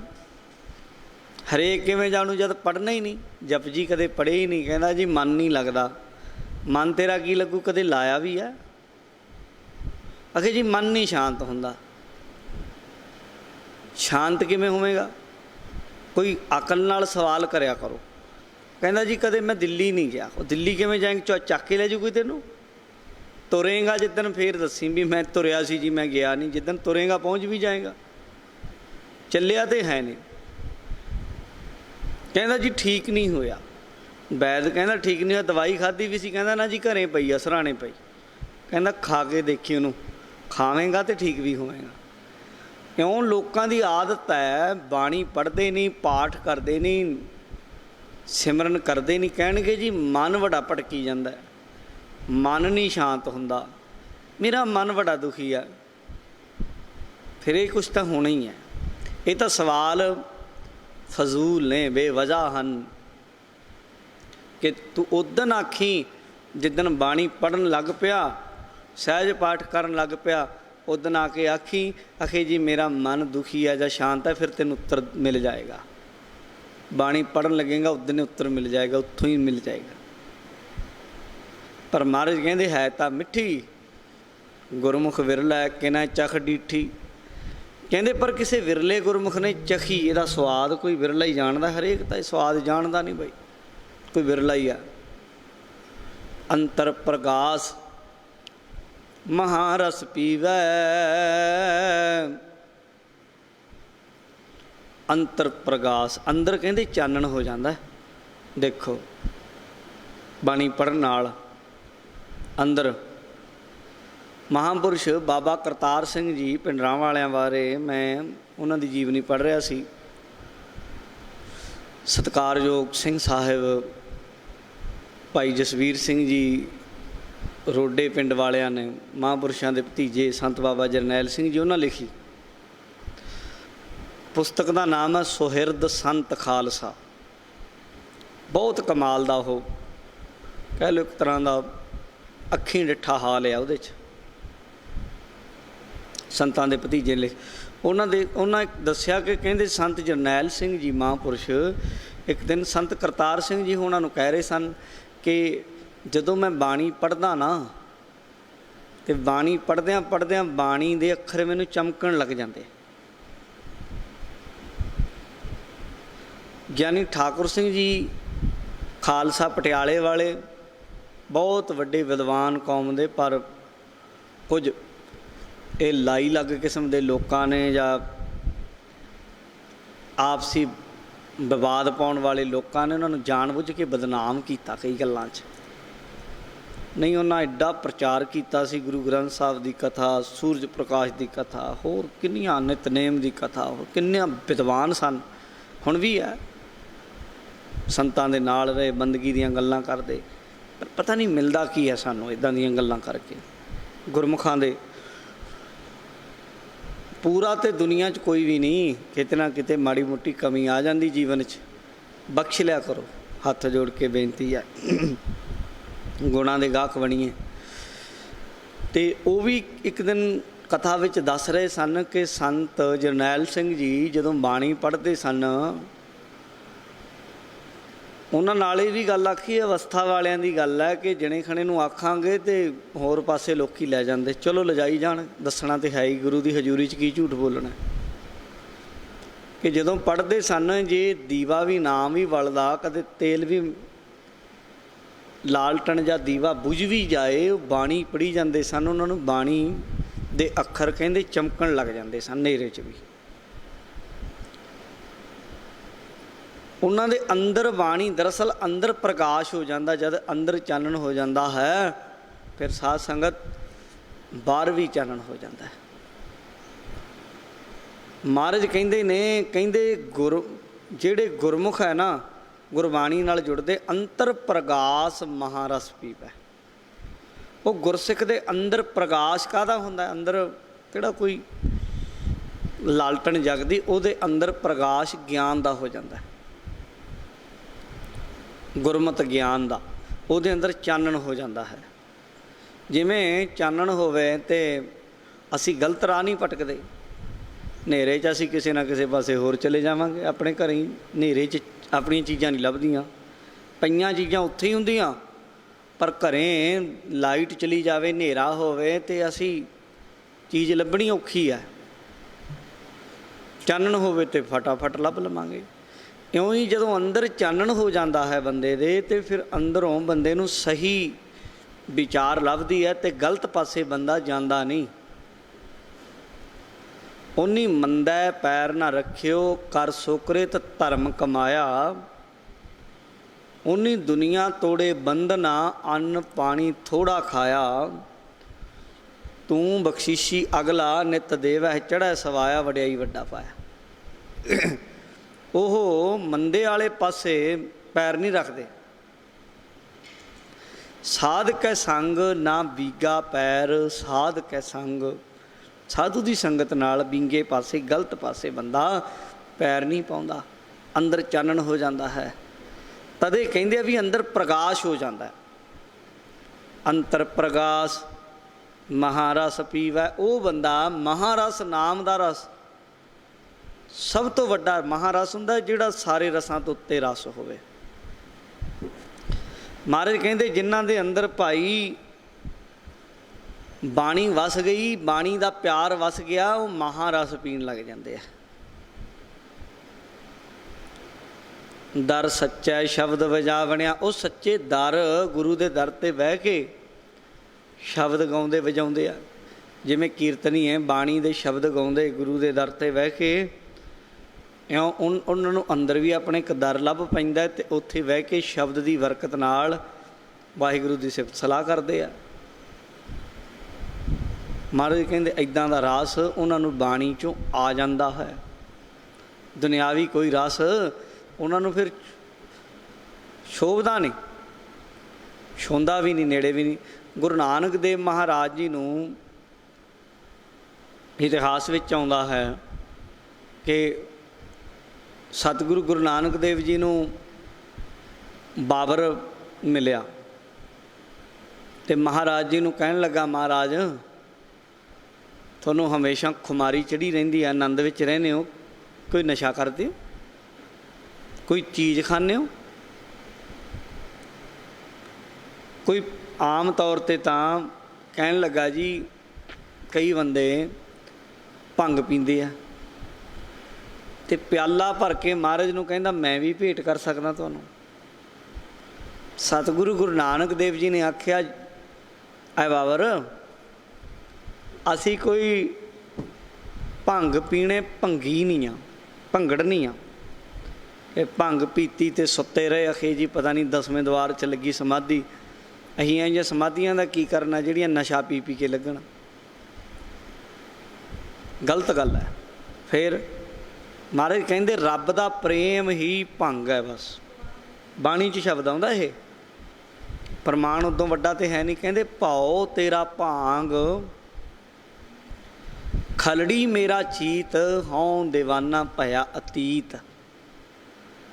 ਕਹਿੰਦੇ ਇਹ ਪਰਮੇਸ਼ਰ ਵਾਹਿਗੁਰੂ ਤੇਰਾ ਪ੍ਰੇਮ ਹੈ ਜਿਹੜਾ ਮੇਰੇ ਲਈ ਇਹੀ ਭੰਗ ਬਣ ਗਿਆ। ਖਲੜੀ ਕਹਿੰਦੇ ਭਾਂਡੇ ਨੂੰ, ਖਲੜੀ ਮੇਰਾ ਚੀਤ, ਕਹਿੰਦੇ ਮੇਰਾ ਚਿੱਤ ਉਹ ਭੰਗ ਨੂੰ ਪੀਣ ਵਾਲਾ ਭਾਂਡਾ ਬਣ ਗਿਆ ਅਤੇ ਤੇਰਾ ਪ੍ਰੇਮ ਮੇਰੇ ਲਈ ਭੰਗ ਹੈ। ਚਿੱਤ ਦੇ ਵਿੱਚ ਤੇਰੇ ਪ੍ਰੇਮ ਨੂੰ ਪਾ ਕੇ ਟੀਕ ਲਾ ਕੇ ਸੁਰਤ ਦੇ ਰਾਹੀਂ ਕਹਿੰਦੇ ਮੈਂ ਉਹਨੂੰ ਚੱਖ ਰਿਹਾ। ਬਸ ਸੁਰਤ ਜਿਹੜੀ ਜੁੜੀ ਹੋਈ ਹੈ, ਦੀਵਾਨੇ ਬਣ ਗਏ, ਮਸਤਾਨੇ ਹੋ ਗਏ। ਇਸ ਲਈ ਇਹ ਮਹਾਰਸ ਹੈ। ਬਾਕੀ ਦੂਜਾ ਦੁਨੀਆ ਦੇ ਰਸ, ਨਸ਼ੇ ਪੱਤੇ, ਇਹਨਾਂ ਨੂੰ ਤਾਂ ਬਿਖੈ ਜ਼ਹਿਰ ਦਾ ਪਾਣੀ ਆਖਿਆ ਮਹਾਰਾਜ ਨੇ। ਬਿਖੈ ਵਨ ਫੀਕਾ, ਤਿਆਗ ਰੀ ਸਖੀਏ। ਨਹੀਂ ਭੈਣੇ, ਵਿਸ਼ਿਆਂ ਦਾ ਪਾਣੀ ਫਿੱਕਾ ਹੈ, ਜ਼ਹਿਰ ਵਰਗਾ। ਤਿਆਗ ਨਹੀਂ ਦੇਖੀ ਕਿਤੇ, ਇਹਨਾਂ 'ਚ ਫਸ ਜਾਏ। ਨਾਮ ਮਹਾਰਸ ਪੀਓ, ਨਾਮ ਮਹਾਰਸ ਪੀਓ। ਕਹਿੰਦੇ ਨਾਮ ਦਾ ਰਸ ਮਹਾਰਸ ਹੈ, ਇਹਨੂੰ ਪੀਣਾ ਕਰੋ। ਇਉਂ ਸਮਝਾ ਰਹੇ ਆ। ਇਉਂ ਹੀ ਗੁਰੂ ਜੀ ਇੱਥੇ ਕਹਿ ਰਹੇ, ਹਉ ਵਾਰੀ ਜੀਓ ਵਾਰੀ। ਮੈਂ ਵਾਰ ਨਹੀਂ ਜਾਣਾ ਬਈ, ਕਹਿੰਦੇ ਬਲਿਹਾਰੇ ਜਾਣਾ। ਗੁਰ ਚਰਣੀ ਚਿਤ ਲਾਵਣਿਆ। ਜਿਨ੍ਹਾਂ ਗੁਰਮੁਖਾਂ ਨੇ ਗੁਰਬਾਣੀ ਦੇ ਰਾਹੀਂ, ਗੁਰਬਾਣੀ ਦੇ ਸ਼ਬਦ ਦੀ ਬਰਕਤ ਦੇ ਨਾਲ ਪਰਮੇਸ਼ਰ ਵਾਹਿਗੁਰੂ ਦੇ ਨਾਲ, ਗੁਰੂ ਦੇ ਚਰਨਾਂ ਦੇ ਨਾਲ ਚਿੱਤ ਲਾ ਲਿਆ। ਸਤਿਗੁਰੂ ਗੁਰੂ ਅਮਰਦਾਸ ਮਹਾਰਾਜ ਕਹਿੰਦੇ ਮੈਂ ਉਹਨਾਂ ਤੋਂ ਬਾਰੇ ਜਾ ਰਿਹਾ। ਕਿਹਨਾਂ ਤੋਂ ਜੀ? ਕਹਿੰਦੇ ਗੁਰਚਰਣੀ ਚਿੱਤ ਲਾਵਣਿਆ। ਜਿਨ੍ਹਾਂ ਦਾ ਚਿੱਤ ਗੁਰੂ ਦੇ ਚਰਨਾਂ ਨਾਲ ਲੱਗਦਾ ਹੈ, ਜਿਹੜੇ ਗੁਰੂ ਦੇ ਨਾਲ ਜੁੜ ਗਏ, ਜਿਨ੍ਹਾਂ ਦਾ ਮਨ ਪਿਆਰਿਓ ਗੁਰੂ ਨਾਲ ਜੁੜ ਗਿਆ, ਉਹਨਾਂ ਤੋਂ ਮੈਂ ਵਾਰੇ ਜਾਂਦਾ ਹਾਂ। ਸਤਿਗੁਰ ਹੈ ਅੰਮ੍ਰਿਤਸਰ ਸਾਚਾ। ਕਹਿੰਦੇ ਜਿਹੜਾ ਸਤਿਗੁਰੂ ਹੈ ਨਾ, ਇਹ ਸੱਚਾ ਅੰਮ੍ਰਿਤ ਸਰੋਵਰ ਹੈ। ਸਤਿਗੁਰ ਹੈ ਅੰਮ੍ਰਿਤਸਰ ਸਾਚਾ। ਸਤਿਗੁਰੂ ਸੱਚਾ ਅੰਮ੍ਰਿਤ ਦਾ ਸਰੋਵਰ ਹੈ। ਮਨ ਨਹਾਵੈ ਮੈਲ ਚੁਕਾਵਣਿਆ। ਮਨ ਹੈ ਨਾ ਜਿਹੜਾ, ਜਦੋਂ ਇਹਦੇ 'ਚ ਗੁਰੂ ਨਾਲ ਜੁੜਦਾ ਹੈ ਤੇ ਗੁਰੂ ਦੇ ਵਿਚਾਰਾਂ ਵਿੱਚ ਨਹਾਵੈ, ਜਾਣੀ ਇਸ਼ਨਾਨ ਕਰਦਾ ਹੈ। ਇੱਕ ਇਸ਼ਨਾਨ ਸਰੀਰ ਦਾ ਹੈ, ਸਰੀਰ ਦਾ ਇਸ਼ਨਾਨ ਸ਼੍ਰੀ ਅੰਮ੍ਰਿਤਸਰ ਸਾਹਿਬ, ਹਰਿਮੰਦਰ ਸਾਹਿਬ ਜਾ ਕੇ ਤੁਸੀਂ ਸਰੋਵਰ ਵਿੱਚ ਕਰੋ, ਜ਼ਰੂਰ ਕਰਨੇ ਚਾਹੀਦੇ। ਸਾਡੇ ਧਾਮ ਹੈ ਜਿਹੜੇ ਚਾਰ, ਮੁਕਤਸਰ ਸਾਹਿਬ ਹੈ, ਤਰਨ ਤਾਰਨ ਸਾਹਿਬ ਹੈ, ਅੰਮ੍ਰਿਤਸਰ ਸਾਹਿਬ ਹੈ, ਨਨਕਾਣਾ ਸਾਹਿਬ ਹੈ। ਇਹ ਸਾਡੇ ਚਾਰ ਧਾਮ ਹੈ ਜੀ। ਗੁਰਸਿੱਖ ਨੂੰ ਜ਼ਿੰਦਗੀ 'ਚ ਯਤਨ ਕਰਨਾ ਚਾਹੀਦਾ ਹੈ, ਇਹਨਾਂ ਚਾਰੇ ਧਾਮਾਂ 'ਤੇ ਇਸ਼ਨਾਨ ਕਰਨਾ ਚਾਹੀਦਾ ਹੈ। ਤਿੰਨ ਤਾਂ ਇੱਥੇ ਹੀ ਨੇ। ਅੰਮ੍ਰਿਤਸਰ ਸਾਹਿਬ ਜਾਓ ਇਸ਼ਨਾਨ ਕਰੋ, ਤਰਨ ਤਾਰਨ ਸਾਹਿਬ ਜਾਓ ਇਸ਼ਨਾਨ ਕਰੋ, ਮੁਕਤਸਰ ਸਾਹਿਬ ਜਾਓ ਇਸ਼ਨਾਨ ਕਰੋ, ਜਿੱਥੇ ਮਹਾਰਾਜ ਨੇ ਮੁਕਤ ਕੀਤੇ ਸੀ ਭਾਈ ਮਹਾਂ ਸਿੰਘ ਅਤੇ ਉਹਨਾਂ ਦੇ ਸਾਥੀ। ਇੱਕ ਪਾਕਿਸਤਾਨ ਵਿੱਚ ਨਨਕਾਣਾ ਸਾਹਿਬ। ਜ਼ਿੰਦਗੀ ਵਿੱਚ ਮੌਕਾ ਲੱਗੇ ਤੇ ਜ਼ਰੂਰ ਜਾਣਾ ਚਾਹੀਦਾ। ਮੈਨੂੰ ਵੀ ਪਹਿਲਾਂ ਕਿਸੇ ਨੇ ਆਖਿਆ, ਆਖੇ ਪਾਕਿਸਤਾਨ ਨਾ ਜਾਇਓ, ਜੇ ਉੱਧਰ ਚੱਲ ਜਾਓ ਤਾਂ ਬਾਹਰਲੇ ਮੁਲਕ ਨਹੀਂ, ਵੀਜ਼ਾ ਨਹੀਂ ਲੱਗਦਾ। ਮੈਂ ਕਿਹਾ ਰੋਜ਼ ਤੇ ਅਰਦਾਸਾਂ ਕਰੀ ਜਾਂਦੇ ਹਾਂ ਕਿ ਨਨਕਾਣਾ ਸਾਹਿਬ ਦੇ ਦਰਸ਼ਨ ਬਖਸ਼ੋ। ਅਰਦਾਸ ਇਹਦਾ ਮਤਲਬ ਝੂਠੀ ਓ ਕਰਦੇ ਹਾਂ ਅਸੀਂ। ਰੋਜ਼ ਅਰਦਾਸ ਕਰਦੇ ਵੀ ਜਿਨ੍ਹਾਂ ਸਥਾਨਾਂ ਤੋਂ ਸ਼੍ਰੀ ਨਨਕਾਣਾ ਸਾਹਿਬ ਅਤੇ ਹੋਰ ਗੁਰਦੁਆਰੇ ਗੁਰਧਾਮਾਂ ਦੇ, ਜਿਨ੍ਹਾਂ ਨੂੰ ਆਪ ਜੀ ਦੇ ਪੰਥ ਤੋਂ ਵਿਛੋੜਿਆ, ਤਿੰਨਾਂ ਦੇ ਦਰਸ਼ਨ ਦੀਦਾਰ, ਖੁੱਲ੍ਹੇ ਦਰਸ਼ਨ, ਖੁੱਲ੍ਹੇ ਅਤੇ ਸੇਵਾ ਸੰਭਾਲ ਦਾ ਦਾਨ। ਅਤੇ ਜੇ ਮਿਲੇ ਤਾਂ ਉੱਥੇ ਅਸੀਂ ਕਹਿੰਦੇ ਜੀ ਸਾਡਾ ਵੀਜ਼ਾ ਨਹੀਂ ਲੱਗਣਾ। ਮੈਂ ਕਿਹਾ ਨਹੀਂ ਲੱਗਦਾ ਤੇ ਨਾ ਲੱਗੇ, ਜਾਣਾ ਜ਼ਰੂਰ ਹੈ। ਅਤੇ ਮੈਨੂੰ ਮਾਣਯੋਗ ਸਿੰਘ ਸਾਹਿਬ ਜਥੇਦਾਰ ਕੇਸਗੜ੍ਹ ਸਾਹਿਬ ਰਘਵੀਰ ਸਿੰਘ ਜੀ ਮਹਾਂਪੁਰਸ਼ ਮੈਨੂੰ ਕਹਿਣ ਲੱਗੇ, ਕਹਿੰਦੇ ਜ਼ਰੂਰ ਜਾ ਕੇ ਆਓ। ਮੈਂ ਕਿਹਾ ਜੀ ਇੱਦਾਂ ਕਹਿੰਦੇ ਆ ਬਾਹਰ ਵਾਲਾ। ਉਹਨਾਂ ਨੇ ਵੀ ਇਹੀ ਗੱਲ ਆਖੀ, ਕਹਿੰਦੇ ਆਪਾਂ ਤਾਂ ਰੋਜ਼ ਅਰਦਾਸਾਂ ਕਰਦੇ ਹਾਂ। ਉਹ ਕਹਿੰਦੇ ਮੈਂ ਤਾਂ ਘੱਟੋ ਘੱਟ ਕਹਿੰਦੇ 20 ਵਾਰੀ ਗਿਆ ਹੋਣਾ ਪਾਕਿਸਤਾਨ। ਮੈਂ ਕਿਹਾ ਅੱਛਾ ਜੀ। ਕਹਿੰਦੇ ਔਰ ਇਹ ਵੀ ਨਹੀਂ ਕਿ ਮੈਨੂੰ ਕਿਸੇ ਹੋਰ ਦੇਸ਼ ਨੇ ਜਵਾਬ ਦਿੱਤਾ ਹੋਵੇ, ਹਰੇਕ ਦੇਸ਼ 'ਚ ਗਿਆ ਮੈਂ। ਇੰਗਲੈਂਡ ਵੀ ਗਿਆ, ਕੈਨੇਡਾ ਵੀ ਗਿਆ, ਅਮਰੀਕਾ ਵੀ ਗਿਆ, ਹਰੇਕ ਜਗ੍ਹਾ ਘੁੰਮਿਆ। ਅਤੇ ਨਾਲ ਉਹਨਾਂ ਨੇ ਇੱਕ ਗੱਲ ਹੋਰ ਆਖੀ, ਕਹਿੰਦੇ ਪਾਕਿਸਤਾਨ ਦੇ ਲੋਕ ਕਿਹੜਾ ਜਾਂਦੇ ਨਹੀਂ ਇੰਗਲੈਂਡ ਕੈਨੇਡਾ, ਉਹ ਵੀ ਤਾਂ ਜਾਂਦੇ ਹੈ। ਮੈਂ ਕਿਹਾ ਗੱਲ ਤਾਂ ਠੀਕ ਹੈ, ਚਲੋ ਦਿਲ 'ਚ ਤਾਂ ਚਾਹਨਾ ਸੀ, ਪਰ ਰੱਬ ਦੇ ਪਿਆਰੇ ਜਦੋਂ ਕਿਸੇ ਗੱਲ ਦਾ ਇਸ਼ਾਰਾ ਕਰ ਦੇਣ, ਉਹ ਹੋਰ ਸੋਨੇ 'ਤੇ ਸੁਹਾਗਾ ਹੋ ਜਾਂਦਾ। ਜਾ ਕੇ ਚੰਗੇ ਭਲੇ ਦਰਸ਼ਨ ਕੀਤੇ, ਬੜਾ ਆਨੰਦ ਆਇਆ। ਮਹਾਰਾਜ ਨੇ ਮੌਕਾ ਦਿੱਤਾ, ਨਨਕਾਣਾ ਸਾਹਿਬ ਸਰੋਵਰ ਵਿੱਚ ਇਸ਼ਨਾਨ ਹੋ ਗਿਆ, ਚਾਰੇ ਧਾਮਾਂ ਦਾ ਇਸ਼ਨਾਨ ਹੋ ਗਿਆ। ਤੁਹਾਨੂੰ ਕਰਨੀ ਚਾਹੀਦੇ ਆ ਯਤਨ, ਪਰ ਉਹ ਵੀ ਵਹਿਮੇ ਸੀ ਕਿ ਵੀਜ਼ਾ ਨਹੀਂ ਲੱਗਦਾ। ਉਸ ਤੋਂ ਬਾਅਦ ਕਹਿੰਦੇ ਜੀ ਸਭ ਇੰਗਲੈਂਡ ਵਾਲੇ ਨਹੀਂ ਦਿੰਦੇ ਜੀ, ਪਹਿਲਾਂ ਹੋਰ ਕਿਸੇ ਦੇਸ਼ ਦਾ ਲੱਗਿਆ ਹੋਣਾ ਚਾਹੀਦਾ। ਮੈਂ ਕਿਹਾ ਲੈ ਇੰਗਲੈਂਡ ਦਾ ਹੀ ਟਰਾਈ ਕਰਦੇ ਹਾਂ। ਉਹ ਲਾਇਆ ਚੱਕ ਕੇ, ਉਹਨਾਂ ਕਹਿੰਦੇ ਚਲੋ ਜੀ ਆ ਜਾਓ ਜੀ, ਆਇਆਂ ਨੂੰ ਵੈਲਕਮ। ਮੈਂ ਕਿਹਾ ਇਹ ਤਾਂ ਕੰਮ ਹੀ ਵਧੀਆ ਹੋ ਗਿਆ। ਇਹਦਾ ਮਤਲਬ ਨਨਕਾਣਾ ਸਾਹਿਬ ਜਾਓ, ਜਿਹੜੇ ਮਰਜ਼ੀ ਦੇਸ਼ ਦਾ ਵੀਜ਼ਾ ਲਵਾ ਲਓ। ਮੈਨੂੰ ਤਾਂ ਐਂ ਲੱਗਦਾ ਬਾਬਾ ਨਾਨਕ ਵੀਜ਼ੇ ਵੰਡਦਾ ਸਭ ਕੁਛ। ਦਰਗਾਹ ਦੇ ਦਰਵਾਜ਼ੇ ਜਿਹਦੇ ਹੱਥ ਨੇ, ਦੁਨੀਆ ਦੇ ਦਰਵਾਜ਼ੇ ਖੋਲ੍ਹਣੇ ਉਹਦੇ ਵਾਸਤੇ ਕੋਈ ਵੱਡੀ ਗੱਲ ਨਹੀਂ। ਪ੍ਰੇਮ ਹੋਣਾ ਚਾਹੀਦਾ ਦਿਲ 'ਚ। ਨਨਕਾਣਾ ਸਾਹਿਬ ਤੋਂ ਜਦੋਂ ਦੇ ਮੁੜੇ ਹਾਂ, ਜਾ ਕੇ ਆਏ ਹਾਂ, ਕਿਸੇ ਨੇ ਜਵਾਬ ਹੀ ਨਹੀਂ ਦਿੱਤਾ। ਬਾਹਰਲੇ ਮੁਲਕਾਂ ਵਾਲੇ ਆਵਾਜ਼ਾਂ ਮਾਰਦੇ ਰਹਿੰਦੇ ਆ ਜਾਓ ਆ ਜਾਓ ਆ ਜਾਓ ਆ ਜਾਓ। ਇਸ ਲਈ ਗੁਰੂ ਤੇ ਭਰੋਸਾ ਰੱਖੋ, ਯਤਨ ਕਰੋ। ਜੇ ਇਸ਼ਨਾਨ ਸਰੀਰਕ ਇਸ਼ਨਾਨ ਆਪਣੇ ਧਾਮ ਦਿੱਤੇ ਮਹਾਰਾਜ ਨੇ ਸਾਨੂੰ, ਤਰਨ ਤਾਰਨ ਸਾਹਿਬ ਜਾਓ, ਉੱਥੇ ਇਸ਼ਨਾਨ ਕਰੋ। ਹੁਣ ਕਈਆਂ ਦੇ ਮਨ 'ਚ ਪਾਕਿਸਤਾਨ ਜਾਣ ਦੀ ਚਾਹਨਾ ਪੈਦਾ ਹੋ ਜਾਣੀ, ਪਰ ਇਹ ਜਿਹੜੇ ਪੰਜਾਬ 'ਚ ਨੇ ਉਹਨਾਂ ਦੇ ਗਏ ਨਹੀਂ ਹੋਣੇ, ਜਾਂਦੇ ਨਹੀਂ। ਪਹਿਲਾਂ ਇੱਥੇ ਜਾਓ, ਦਰਬਾਰ ਸਾਹਿਬ ਜਾਓ, ਇਸ਼ਨਾਨ ਕਰੋ। ਸਰੋਵਰ ਨੇ ਉੱਥੇ ਬਣੇ ਹੋਏ ਜਿਹੜੇ, ਸਾਰਿਆਂ ਦੇ ਇਸ਼ਨਾਨ ਕਰੋ। ਉਸ ਤੋਂ ਬਾਅਦ ਸਾਧ ਸੰਗਤ ਜੀ ਜਾ ਕੇ ਤਰਨ ਤਾਰਨ ਸਾਹਿਬ ਇਸ਼ਨਾਨ ਕਰੋ। ਫਿਰ ਮੁਕਤਸਰ ਸਾਹਿਬ ਦਾ ਸਮਾਂ ਕੱਢੋ, ਜਾ ਕੇ ਆਓ। ਜਦੋਂ ਇਹਨਾਂ 'ਤੇ ਹੋ ਗਿਆ, ਫਿਰ ਅਰਦਾਸ ਕਰੋ, ਮਹਾਰਾਜ ਮੈਨੂੰ ਤੁਹਾਡੇ ਨਨਕਾਣਾ ਸਾਹਿਬ ਦੇ ਵੀ ਦਰਸ਼ਨ ਦੀਦਾਰੇ ਬਖਸ਼ੋ, ਦਮਦਮਾ ਸਾਹਿਬ ਚਲੇ ਜਾਓ। ਇਉਂ ਸਾਧ ਸੰਗਤ ਬਾਹਰੀ ਸਰੀਰਕ ਇਸ਼ਨਾਨ ਹੁੰਦਾ। ਫਿਰ ਅੰਦਰ ਦੀ ਲਗਨ ਵੀ ਇੱਥੋਂ ਲੱਗਦੀ ਆ। ਫਿਰ ਅੰਦਰ ਦਾ ਅੰਮ੍ਰਿਤ ਸਰੋਵਰ ਕੀ ਹੈ? ਸਤਿਗੁਰ ਹੈ ਅੰਮ੍ਰਿਤਸਰ ਸਾਚਾ। ਅੰਮ੍ਰਿਤ ਸਰੋਵਰ ਸਤਿਗੁਰੂ ਹੈ, ਸੱਚਾ ਸਤਿਗੁਰੂ ਅੰਮ੍ਰਿਤ ਸਰੋਵਰ ਹੈ। ਜੇ ਕੋਈ ਨਹੀਂ ਵੀ ਕਿਤੇ ਜਾ ਸਕਿਆ, ਉਹ ਵੀ ਮਨ 'ਚ ਕਿਤੇ ਭੁਲੇਖਾ ਨਾ, ਬਾਹਰਲੇ ਮੁਲਕ 'ਚ ਬੈਠੇ ਆਖੇ ਜੀ ਅਸੀਂ ਜਾ ਨਹੀਂ ਸਕੇ, ਕੋਈ ਨਾ ਭਾਈ, ਹੁਣ ਕੀ ਹੈ, ਮਜਬੂਰੀ ਆ। ਤੋ ਤੁਹਾਡੀ ਤਾਂ ਮਜਬੂਰੀ ਹੈ, ਕਈਆਂ ਦੀ ਬਦਕਿਸਮਤੀ ਹੈ। ਅੰਮ੍ਰਿਤਸਰ ਸਾਹਿਬ 'ਚ ਰਹਿੰਦੇ ਆ, ਪਰ ਕਦੇ ਅੰਮ੍ਰਿਤਸਰ ਸਾਹਿਬ ਇਸ਼ਨਾਨ ਨਹੀਂ ਕੀਤਾ। ਪੰਜਾਬ 'ਚ ਰਹਿੰਦੇ ਆ, ਅਤੇ ਪੰਜਾਬ 'ਚ ਰਹਿੰਦਿਆਂ ਹੋਇਆਂ ਵੀ ਪੰਜਾਬ ਦੇ ਸਥਾਨਾਂ 'ਤੇ ਨਹੀਂ ਗਏ। ਅਤੇ ਤੁਸੀਂ ਤਾਂ ਭਾਈ ਗੁਰਮੁਖੋ ਕੋਈ ਨਾ ਦੂਰ ਦੁਰਾਡੇ ਹੋ, ਸਭ ਤੋਂ ਵੱਡੀ ਗੱਲ ਤਾਂ ਗੁਰੂ ਨਾਲ ਜੁੜਨਾ ਹੀ, ਅੰਮ੍ਰਿਤ ਸਰੋਵਰ ਨਾਲ ਜੁੜਨਾ ਹੈ। ਸੱਚਾ ਇਸ਼ਨਾਨ ਤੇ ਗੁਰੂ ਨਾਲ ਜੁੜਨਾ ਹੈ। ਮਨ ਨਹਾਵੈ ਮੈਲ ਚੁਕਾਵਣਿਆ। ਮਨ, ਜਿਨ੍ਹਾਂ ਦਾ ਮਨ ਗੁਰੂ ਨਾਲ ਜੁੜਦਾ, ਉਹ ਸਮਝੋ ਮਨ ਦਾ ਇਸ਼ਨਾਨ ਹੋ ਰਿਹਾ। ਤਨ ਦਾ ਇਸ਼ਨਾਨ ਹੈ, ਮਨ ਦਾ ਇਸ਼ਨਾਨ ਹੈ। ਧਨ ਨੂੰ ਵੀ ਮੈਲ ਲੱਗਦੀ, ਉਹ ਮੈਲ ਲੱਥਦੀ ਆ ਦਾਨ ਦੇ ਕੇ। ਕਹਿੰਦੇ ਮਨ ਨਹਾਵੈ ਮੈਲ ਚੁਕਾਵਣਿਆ। ਜਿਹਨਾਂ ਦਾ ਮਨ ਬਾਣੀ ਨਾਲ ਜੁੜਦਾ ਹੈ, ਗੁਰੂ ਨਾਲ ਜੁੜਦਾ, ਉਹ ਮੈਲ ਲਾ ਲੈਂਦੇ ਮਨ ਦੀ। ਰਹਾਓ ਵਿਸ਼ਰਾਮ ਦੇ ਕੇ ਸਮਝਾ ਰਹੇ, ਤੇਰਾ ਸੱਚੇ ਕਿਨ ਅੰਤ ਨਾ ਪਾਇਆ। ਹੇ ਸੱਚੇ ਵਾਹਿਗੁਰੂ, ਹੇ ਮੇਰੇ ਮਾਲਕ, ਤੇਰਾ ਕਿਸੇ ਨੇ ਵੀ ਅੰਤ ਨਹੀਂ ਪਾਇਆ, ਕੋਈ ਨਹੀਂ ਅੰਤ ਪਾ ਸਕਦਾ। ਗੁਰ ਪ੍ਰਸਾਦ ਕਿਨੈ ਵਿਰਲਾ ਚਿੱਤ ਲਾਇਆ। ਕੋਈ ਵਿਰਲਾ ਹੀ ਹੈ ਗੁਰੂ ਨਾਲ ਚਿੱਤ ਜਿਹੜਾ ਪਰਮੇਸ਼ਰ ਨਾਲ ਚਿੱਤ ਲਾਉਂਦਾ, ਪਰ ਲੱਗਦਾ ਉਹਦਾ ਜੀ ਤੇ ਗੁਰੂ ਦੀ ਕਿਰਪਾ ਹੁੰਦੀ। ਚਾਹਣ ਨੂੰ ਤਾਂ ਹਰੇਕ ਚਾਹੁੰਦਾ ਮੇਰੀ ਧੁਰ ਤੱਕ ਪਹੁੰਚ ਹੋਵੇ, ਪਰ ਜੀ ਤੇ ਗੁਰੂ ਦੀ ਕਿਰਪਾ ਹੁੰਦੀ, ਉਹ ਧੁਰ ਤੱਕ ਪਰਮਾਤਮਾ ਤੱਕ ਪਹੁੰਚ ਪਾਉਂਦਾ ਹੈ। ਗੁਰੂ ਦੀ ਕਿਰਪਾ ਨਾਲ ਵਿਰਲੇ ਦੀ ਸੁਰਤ ਦੀ ਕੁੰਡੀ ਜੁੜਦੀ।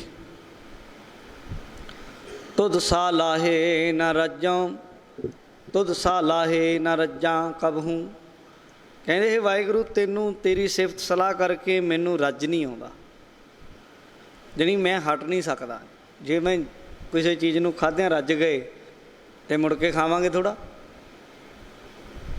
ਪਾਣੀ ਪੀਂਦਿਆਂ ਪੀਂਦਿਆਂ ਰੱਜ ਗਏ ਤੇ ਬਸ ਵੀ ਹੁਣ ਨਹੀਂ ਰੱਜਣਾ, ਹੁਣ ਨਹੀਂ ਪੀਣਾ, ਰੱਜ ਗਏ। ਮਤਲਬ ਨਾਮ ਜਪਦਿਆਂ ਜਪਦਿਆਂ ਕਦੇ ਹਟਣਾ ਨਹੀਂ, ਮੈਂ ਹਟਣਾ ਹੀ ਨਹੀਂ। ਇਹ ਰੱਜਣ ਵਾਲੀ ਚੀਜ਼ ਥੋੜ੍ਹਾ, ਇਹ ਤਾਂ ਭੁੱਖ ਲੱਗੀ ਰਹਿਣੀ ਚਾਹੀਦੀ ਬਾਣੀ ਦੀ, ਨਾਮ ਦੀ, ਸੇਵਾ ਦੀ, ਸਿਮਰਨ ਦੀ। ਇਹ ਤਾਂ ਜਿੰਨੀ ਹੋ ਜਾਏ ਥੋੜ੍ਹੀ ਉਹ ਥੋੜ੍ਹੀ। ਸੱਚੇ ਨਾਮੈ ਕੀ ਭੁੱਖ ਲਾਵਣਿਆ। ਕਹਿੰਦੇ ਸੱਚੇ ਨਾਮ ਦੀ ਭੁੱਖ ਲਾਉਣ ਵਾਲੇ ਨੇ ਨਾ ਜਿਹੜੇ, ਜਿਨ੍ਹਾਂ ਦੇ ਅੰਦਰ ਸੱਚੇ ਨਾਮ ਦੀ ਭੁੱਖ ਲੱਗੀ ਹੈ, ਪਿਆਰਿਓ, ਉਹ ਕਦੇ ਵੀ ਨਾਮ ਵੱਲੋਂ ਨਹੀਂ ਰੱਜਦੇ। ਕ੍ਰੋਧ ਵੱਲੋਂ ਰੱਜ ਜਾਂਦੇ, ਕਾਮ ਵੱਲੋਂ ਰੱਜ ਜਾਂਦੇ, ਲੋਭ ਵੱਲੋਂ, ਮੋਹ ਹੰਕਾਰ ਵੱਲੋਂ ਰੱਜ ਜਾਂਦੇ, ਪਰ ਨਾਮ ਵੱਲੋਂ ਉਹਨਾਂ ਨੂੰ ਰੱਜ ਨਹੀਂ ਆਉਂਦਾ। ਨਾਮ ਨੂੰ ਤਾਂ ਵੱਧ ਤੋਂ ਵੱਧ ਜਪਦੇ ਹੈ। ਏਕੋ ਵੇਖਾਂ ਅਵਰ ਨਾ ਬੀਆ। ਕਹਿੰਦੇ ਮੈਂ ਇੱਕ ਪ੍ਰਮਾਤਮਾ ਨੂੰ, ਵਾਹਿਗੁਰੂ ਨੂੰ ਇਹ ਵੇਖਦਾ ਹਰ ਜਗ੍ਹਾ। ਅਵਰ ਨਾ ਬੀਆ, ਮੈਂ ਕਿਸੇ ਹੋਰ ਨੂੰ, ਦੂਜੇ ਨੂੰ ਨਹੀਂ ਵੇਖਦਾ। ਗੁਰ ਪ੍ਰਸਾਦੀ ਅੰਮ੍ਰਿਤ ਪੀਆ। ਇਹ ਤਾਂ ਗੁਰੂ ਦੀ ਕਿਰਪਾ ਦੇ ਨਾਲ ਅੰਮ੍ਰਿਤ ਪ੍ਰਾਪਤ ਹੋ ਗਿਆ, ਹਾਸਲ ਹੋ ਗਿਆ। ਬਾਣੀ ਅੰਮ੍ਰਿਤ, ਅੰਮ੍ਰਿਤ ਬਾਣੀ ਹਰ ਹਰ ਤੇਰੀ, ਸੁਣ ਸੁਣ ਹੋਵੇ ਪਰਮਗਤ ਮੇਰੀ। ਗੁਰੂ ਦੀ ਕਿਰਪਾ ਨਾਲ ਇੱਧਰ ਨੂੰ ਜੁੜ ਗਿਆ। ਗੁਰ ਕੈ ਸ਼ਬਦ ਤਿਖਾ ਨਿਵਾਰੀ, ਗੁਰਬਾਣੀ ਨੇ ਅੰਦਰ ਦੀ ਪਿਆਸ ਬੁਝਾ ਦਿੱਤੀ, ਤ੍ਰਿਸ਼ਨਾ ਦੀ ਜਿਹੜੀ ਅੱਗ ਲੱਗੀ ਸੀ ਨਾ ਬੁਝਾ ਦਿੱਤੀ। ਪਦਾਰਥਾਂ ਦੀ ਜਿਹੜੀ ਭੁੱਖ ਲੱਗੀ ਸੀ, ਆਹ ਵੀ ਮਿਲ ਜਾਏ ਆਹ ਵੀ ਮਿਲ ਜਾਏ, ਉਹ ਅੰਦਰਲੀ ਭੁੱਖ ਸੀ ਜਿਹੜੀ ਉਹ ਪੂਰੀ ਹੋ ਗਈ। ਗੁਰ ਕੈ ਸ਼ਬਦ ਤਿਖਾ ਨਿਵਾਰੀ, ਸਹਿਜੇ ਸੁਖ ਸਮਾ ਬਣਿਆ। ਕਹਿੰਦੇ ਸਹਿਜੇ ਹੀ ਗੁਰਮੁਖ ਹੈ ਜਿਹੜੇ ਉਹ ਸੁੱਖ ਵਿੱਚ ਸਮਾ ਜਾਂਦੇ ਆ। ਉਹਨਾਂ ਨੂੰ ਕੋਈ ਵਿਸ਼ੇਸ਼ ਯਤਨ ਨਹੀਂ ਕਰਨਾ ਪੈਂਦਾ ਸੁੱਖ ਲੈਣ ਲਈ, ਉਹ ਤਾਂ ਹਮੇਸ਼ਾ ਹੀ ਤੁਰਦੇ ਫਿਰਦੇ ਹੀ ਸੁੱਖ 'ਚ ਰਹਿੰਦੇ ਆ, ਹਰ ਵੇਲੇ ਸੁੱਖ ਵਿੱਚ ਹਨ। ਰਤਨ ਪਦਾਰਥ ਪੱਲਰ ਤਿਆਗੈ। ਕਹਿੰਦੇ ਦੁਨਿਆਵੀ ਬੰਦੇ ਦਾ ਸੁਭਾਅ ਕੀ ਹੈ, ਉਹ ਕੀਮਤੀ ਰਤਨਾਂ ਨੂੰ, ਹੀਰੇ ਅਤੇ ਮੋਤੀ ਜਿਹੀਆਂ ਲਾਲਾਂ ਨੂੰ, ਸ਼ੁਭ ਗੁਣਾਂ ਨੂੰ, ਪੱਲਰ ਫੂਸ ਪਰਾਲੀ ਘਾਹ ਦੇ ਪਿੱਛੇ ਤਿਆਗੀ ਜਾਂਦੇ ਆ। ਕਹਿੰਦੇ ਰਤਨ ਕੀਮਤੀ ਨਾਮ ਰਤਨ ਹੈ, ਇਹਨੂੰ ਕਹਿੰਦੇ ਦੁਨਿਆਵੀ ਪਦਾਰਥ ਜਿਹੜੇ ਪੱਲਰ ਪਰਾਲੀ ਦੀ ਤਰ੍ਹਾਂ, ਫੂਸ ਦੀ ਤਰ੍ਹਾਂ, ਸੁੱਕੇ ਸੜੇ ਹੋਏ ਘਾਹ ਦੀ ਤਰ੍ਹਾਂ, ਜਿਹਦੀ ਕੋਈ ਕੀਮਤ ਨਹੀਂ। ਦੁਆਨੇ ਦੀ ਪੰਡ ਮਿਲ ਜਾਏ, ਕਿਤੋਂ ਵੀ ਮਿਲ ਜਾਏ, ਕਹਿੰਦੇ ਉਹਦੇ ਲਈ ਕੀਮਤੀ ਰਤਨ ਨਾਮ ਨੂੰ ਬੰਦਾ ਤਿਆਗੀ ਜਾਂਦਾ ਹੈ। ਮਨਮੁਖ ਅੰਧਾ ਦੂਜਾ ਭਾਏ ਲਾਗੈ। ਕਹਿੰਦੇ ਦਰਅਸਲ ਮਨਮੁਖ ਹੋਇਆ ਫਿਰਦਾ ਹੈ, ਅੰਨਾ ਹੋਇਆ ਫਿਰਦਾ ਮਨਮੁਖ। ਦੂਜਾ ਭਾਏ ਲਾਗੈ, ਦੂਜੇ ਪਾਸੇ ਫਸਿਆ ਫਿਰਦਾ, ਮਾਇਆ ਵਿੱਚ ਫਸਿਆ ਫਿਰਦਾ, ਉੱਧਰ ਨੂੰ ਇਹਦਾ ਪ੍ਰੇਮ ਲੱਗਿਆ ਪਿਆ। ਜੋ ਬੀਜੈ ਸੋਈ ਫਲ ਪਾਏ। ਹੁਣ ਜਦ ਬੀਜੀ ਜ਼ਹਿਰ ਹੈ, ਰਤਨ ਤਿਆਗ ਤੇ ਤਿਆਗੀ ਜਾਂਦਾ ਤੇ ਜ਼ਹਿਰ ਬੀਜੀ ਜਾਂਦਾ, ਵੀ ਫਿਰ ਵੱਢੂਗਾ ਵੀ ਜ਼ਹਿਰ। ਜੋ ਬੀਜ ਰਿਹਾ ਆਖਰ ਦੂਜਿਆਂ ਲਈ ਅੱਗ ਲਾਉਂਦਾ, ਜਿੱਦਣ ਆਪਣੇ ਲੱਗੀ ਉਦਣ ਪਛਤਾਊਗਾ, ਬੜਾ ਦੁਖੀ ਹੁੰਦਾ। ਕਹਿੰਦਾ ਮੈਂ ਕੀ ਲੈਣਾ, ਮੇਰੇ ਦੇਸ਼ 'ਚ ਅੱਗ ਲੱਗੀ, ਕਹਿੰਦਾ ਕੋਈ ਨਾ ਮੈਂ ਕੀ ਲੈਣਾ। ਮੇਰੇ ਇਲਾਕੇ 'ਚ ਅੱਗ ਲੱਗੀ, ਕਹਿੰਦਾ ਕੋਈ ਨਾ ਮੈਂ ਕੀ ਲੈਣਾ। ਮੇਰੇ ਪਿੰਡ 'ਚ ਲੱਗੀ, ਕਹਿੰਦਾ ਕੋਈ ਨਾ ਮੈਂ ਕੀ ਲੈਣਾ, ਕਿਹੜਾ ਮੇਰੇ ਆ। ਮੇਰੇ ਗਵਾਂਢ 'ਚ ਲੱਗੀ, ਕਹਿੰਦਾ ਮੈਂ ਕੀ ਲੈਣਾ, ਕਿਹੜਾ ਮੇਰੇ ਆ। ਜਿੱਦਣ ਤੇਰੇ ਲੱਗੀ ਉਹਨਾਂ ਨੇ ਕਹਿਣਾ ਮੈਂ ਕੀ ਲੈਣਾ। ਜੋ ਜਿਹਾ ਜਿਹਾ ਬੀਜੇਗਾ ਉਹ ਜਿਹਾ ਵੱਢੇਗਾ। ਇਸ ਲਈ ਆਪਣੀਆਂ ਜ਼ਿੰਮੇਵਾਰੀਆਂ ਤੋਂ, ਭਾਵੇਂ ਧਾਰਮਿਕ ਨੇ ਫਰਜ਼ ਨੇ, ਭਾਵੇਂ ਉਹ ਸੰਸਾਰਕ ਨੇ, ਜ਼ਿੰਮੇਵਾਰੀਆਂ ਸਹੀ ਨਿਭਾਓ, ਚੰਗੇ ਇਨਸਾਨ ਬਣੀਏ। ਸਮਾਜ ਨੂੰ ਗੁਰੂ ਨਾਨਕ ਨੇ ਇਕੱਲਾ ਬਾਹਰ ਦਾ ਨਹੀਂ ਅੰਦਰ ਦਾ ਜੀਵਨ ਵੀ ਦਿੱਤਾ ਹੈ, ਅੰਦਰ ਦਾ ਨਹੀਂ ਬਾਹਰਲਾ ਚੰਗਾ ਜੀਵਨ ਵੀ ਦਿੱਤਾ ਹੈ। ਤੇ ਕਹਿੰਦੇ ਜਿੱਦਾਂ ਦਾ ਤੂੰ ਬੀਜ ਰਿਹਾ, ਜੇ ਰਤਨ ਬੀਜ ਰਿਹਾ ਤੇ ਰਤਨ ਵੱਢੇਗਾ, ਨਾਮ ਜਪ ਰਿਹਾ ਤੇ ਅੰਦਰ ਸ਼ੁਭ ਗੁਣ ਪੈਦਾ ਹੋਣਗੇ, ਰਿੱਧੀ ਸਿੱਧੀ ਸਭ। ਤੇ ਆਪਾਂ ਬੀਜ ਰਹੇ ਨਿੰਦਿਆ ਚੁਗਲੀ, ਫਾਲਤੂ ਦੀਆਂ ਗੱਲਾਂ, ਦੁੱਕੀਆਂ ਢੇਲੇ ਇਕੱਠੇ ਕਰ ਲਾਂ, ਉਹ ਆ ਜਾਣਗੇ। ਫਿਰ ਆਉਣਾ ਇਹ ਤਾਂ ਨਹੀਂ ਕਿ ਮੇਰਾ ਚਿੱਤ ਲਾਏਗਾ ਉਹ ਚੀਜ਼ ਫਲੀਭੂਤ ਹੋ ਜਾਏਗੀ। ਬਸ ਗੱਲ ਤੇ ਆਹ ਹੈ। ਤੂੰ ਇੱਕ ਪਾਰਸ ਦੀ ਤਰ੍ਹਾਂ ਹੈ, ਜਿਹੜੀ ਚੀਜ਼ ਨੂੰ ਤੂੰ ਲੱਗੇਗਾ ਉਹ ਵੱਧ ਜਾਏਗੀ। ਜਿਵੇਂ ਅੱਠੇ ਧਾਤਾਂ 'ਚੋਂ ਪਾਰਸ ਨੂੰ ਜਿਹੜੀ ਚੀਜ਼ ਨਾਲ ਲਾ ਦੋ ਸੋਨਾ ਬਣ ਜਾਂਦੀ। ਤੇਰੇ 'ਚ ਇੱਕ ਐਸੀ ਪਾਰਸ ਕਲਾ ਹੈ ਹੇ ਜੀਵ, ਜੇ ਵਿਕਾਰਾਂ ਵਾਲੇ ਪਾਸੇ ਲੱਗ ਜਾਏਗਾ ਵਿਕਾਰ ਤੇਰੇ ਅੰਦਰ ਵੱਧ ਜਾਣਗੇ। ਸਮਝੋ, ਧਨ ਪਦਾਰਥ ਵਾਲੇ ਪਾਸੇ ਲੱਗ ਜਾਏਗਾ ਉੱਧਰ ਉਹ ਵੀ ਵੱਧ ਜੂਗਾ, ਇਹ ਨਹੀਂ ਕਿ ਵੱਧਦਾ ਨਹੀਂ। ਉਹ ਵਪਾਰ ਵਾਲੇ ਪਾਸੇ ਲੱਗ ਜਾਏਗਾ, ਵਪਾਰ ਵੱਧ ਜਾਏਗਾ। ਜੇ ਰੱਬੀ ਪਿਆਰ ਵਾਲੇ ਪਾਸੇ ਲੱਗ ਜਾਏਗਾ ਤੇ ਰੱਬੀ ਪਿਆਰ ਵੱਧ ਜਾਏਗਾ। ਵਧਣਾ ਤੇਰੇ ਅੰਦਰ ਹੈ, ਲੱਗਣਾ ਤਾਂ ਹੈ। ਕਹਿੰਦੇ ਬੀਜ ਲੈ ਜੋ ਬੀਜਣਾ, ਜੋ ਬੀਜੈ ਸੋਈ ਫਲ ਪਾਏ। ਸੁਪਨਾ ਸੁੱਖ ਨਾ ਪਾਵਣਿਆ। ਜਿਹੜਾ ਕੌਡੀਆਂ ਨਾਲ ਲੱਗਿਆ ਰਿਹਾ, ਕਹਿੰਦੇ ਫਿਰ ਉਹਨੂੰ ਸੁਪਨੇ 'ਚ ਵੀ ਸੁੱਖ ਨਹੀਂ ਮਿਲਦਾ। ਸੁਪਨੇ 'ਚ ਵੀ ਰਾਤ ਨੂੰ ਭੂਤਾਂ ਡਰਾਉਂਦੀ,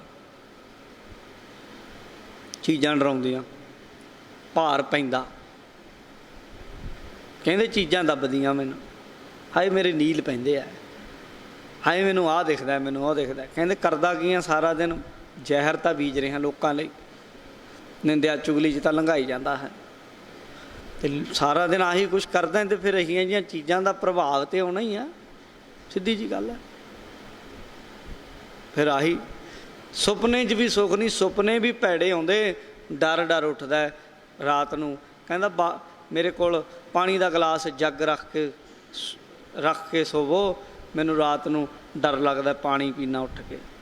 ਚਲੋ ਪਾਣੀ ਤਾਂ ਮਾੜੀ ਚੀਜ਼ ਨਹੀਂ, ਪੀ ਲਓ ਕੋਈ ਗੱਲ ਨਹੀਂ, ਪਰ ਤੇਰੇ ਨਾਲ ਹੁੰਦਾ ਕਿਉਂ ਆ ਸੁਪਨੇ 'ਚ? ਕਦੇ ਸੋਚਿਆ? ਸੁਪਨੇ ਦੀ ਇੱਕ ਬਹੁਤ ਵੱਡੀ ਦੁਨੀਆ, ਸੁਪਨੇ ਦੀ ਬਹੁਤ ਵਿਆਖਿਆ। ਸੁਪਨਿਆਂ ਨੂੰ ਪੜ੍ਹਨ ਵਾਲੇ ਵੀ ਹੈ ਦੁਨੀਆ ਵਿੱਚ। ਮੇਰੇ ਉਸਤਾਦ ਸਨ ਮੌਲਵੀ ਰੋਸ਼ਨ ਸਾਹਿਬ, ਬਹੁਤ ਵੱਡੇ ਵਿਦਵਾਨ ਹੈ। ਫਾਰਸੀ ਦੇ ਤਾਂ ਮੈਂ ਕਹਿੰਦਾ ਬਈ ਮੈਂ ਉੱਦਾਂ ਦਾ ਵਿਦਵਾਨ ਨਹੀਂ ਫਾਰਸੀ ਦਾ ਕੋਈ ਵੇਖਿਆ ਜਿੱਦਾਂ ਦੇ ਉਸ ਵਿਦਵਾਨ ਹੁਣ ਵੀ ਆ। ਅੱਜ ਕੱਲ੍ਹ ਚੰਬੇ ਵਿੱਚ ਨੇ, ਉੱਥੇ ਮਦਰਸਾ ਚਲਾਉਂਦੇ ਆ, ਪਹਿਲਾਂ ਮਲੇਰਕੋਟਲੇ ਸਨ। ਉਹਨਾਂ ਮੈਨੂੰ ਜਦੋਂ ਉਰਦੂ ਦੀ 6ਵੀਂ ਕਿਤਾਬ ਪੜ੍ਹਾ ਰਹੇ ਸਨ, ਅਤੇ ਉਦੋਂ ਮੈਨੂੰ ਇੱਕ ਵਾਰ ਸੁਪਨੇ ਬਾਰੇ ਮੈਂ ਉਹਨਾਂ ਨੂੰ ਪੁੱਛਿਆ। ਉਹ ਕਹਿੰਦੇ ਸੁਪਨੇ ਦੀ ਵੀ ਪੜ੍ਹਾਈ ਹੁੰਦੀ ਹੈ, ਇੱਕ ਵਿੱਦਿਆ ਹੁੰਦੀ ਹੈ। ਉਹਨਾਂ ਮੈਨੂੰ ਦੱਸਿਆ ਵੀ ਕਹਿੰਦੇ ਵੀ ਸੁਪਨੇ ਦੀ ਵਿੱਦਿਆ ਹੁੰਦੀ ਵੀ ਸੁਪਨਾ ਦੇਖ ਕੀ ਆਇਆ, ਕਿਵੇਂ ਆਇਆ, ਉਹਨੂੰ ਦੇਖ ਕੇ ਅੰਦਾਜ਼ਾ ਲਾ ਲੈਣਾ। ਕਹਿੰਦੇ ਬਹੁਤ ਵਿੱਦਿਆ ਹੁੰਦੀ ਹੈ ਇਹ। ਮੈਂ ਕਿਹਾ ਠੀਕ ਹੈ, ਪਰ ਸਾਨੂੰ ਗੁਰਬਾਣੀ ਨੇ ਆਖਿਆ ਕਿ ਜਦ ਸੁਪਨਾ ਹੀ ਝੂਠਾ ਹੈ ਅਤੇ ਸੁਪਨੇ 'ਚ ਆਈਆਂ ਚੀਜ਼ਾਂ ਵੀ ਝੂਠੀਆਂ ਨੇ। ਵੈਸੇ ਤਾਂ ਸਰੀਰ ਵੀ ਸੰਸਾਰ ਵੀ ਮਿੱਥਿਆ ਹੀ ਹੈ, ਨਾ ਇਹਨੂੰ ਸੱਚਾ ਨਾ ਝੂਠਾ। ਜਿੰਨਾ ਚਿਰ ਇਹਦੇ 'ਚ ਬਿਰਤੀ ਹੈ ਉਹਨਾਂ ਚਿਰ ਸੱਚਾ ਲੱਗਦਾ, ਜਿੱਦਣ ਬਿਰਤੀ ਉੱਤੇ ਉੱਠ ਗਈ ਉਦਣ ਲੱਗਣਾ ਵੀ ਹੈ ਹੀ ਨਹੀਂ ਕੁਛ। ਇਸ ਲਈ ਇਹਨਾਂ ਚੀਜ਼ਾਂ ਨੂੰ ਫੜਨ ਦੀ ਬਜਾਏ ਉਹ ਸੂਤਰ ਨੂੰ ਫੜੋ ਜੋ ਸਾਰਿਆਂ ਵਿੱਚ ਵਿਆਪਕ ਜੋਤੀ ਰੂਪ ਹੈ। ਇਹਨਾਂ ਚੀਜ਼ਾਂ 'ਚ ਨਾ ਫਸੋ। ਪਰ ਉਂਝ ਤੁਹਾਨੂੰ ਦੱਸ ਰਿਹਾ ਗੱਲ ਕਿ ਸੁਪਨੇ ਦੀ ਵੀ ਦੁਨੀਆ ਹੈ। ਜੋ ਕੁਝ ਕਰੋਗੇ, ਜਦੋਂ ਮਨੋਵਿਗਿਆਨੀਆਂ ਨੂੰ ਪੜ੍ਹੋਗੇ ਤਾਂ ਮਨੋਵਿਗਿਆਨੀ ਕਹਿੰਦੇ ਸੁਪਨਾ ਤੁਹਾਡਾ ਪਰਛਾਵਾਂ ਹੈ, ਤੁਹਾਡੀ ਚੇਤਨ ਦਾ ਜੋ ਕੁਝ ਤੁਸੀਂ ਕਰਦੇ ਹੋ ਜਾਗ ਕੇ। ਉਹ ਜਿਵੇਂ ਐਂ ਕਹਿ ਲਓ, ਉਹ ਦੋ ਤਰ੍ਹਾਂ ਦੀ ਮੰਨਦੇ ਆ ਬੰਦੇ ਦੀ ਸੁਰਤ ਨੂੰ, ਕੌਨਸ਼ੀਅਸ ਅਤੇ ਇੱਕ ਸਬ ਕੌਨਸ਼ੀਅਸ, ਜਿਹਨੂੰ ਚੇਤਨ ਅਤੇ ਅਚੇਤਨ ਕਹਿੰਦੇ ਆ। ਕਹਿੰਦੇ ਚੇਤਨ ਵਿੱਚ ਜੋ ਕੁਝ ਕਰਦੇ ਆ ਉਹਨਾਂ ਦੇ ਸੰਸਕਾਰ ਅਵਚੇਤਨ ਵਿੱਚ ਚਲੇ ਜਾਂਦੇ ਆ। ਉਹ ਕਹਿੰਦੇ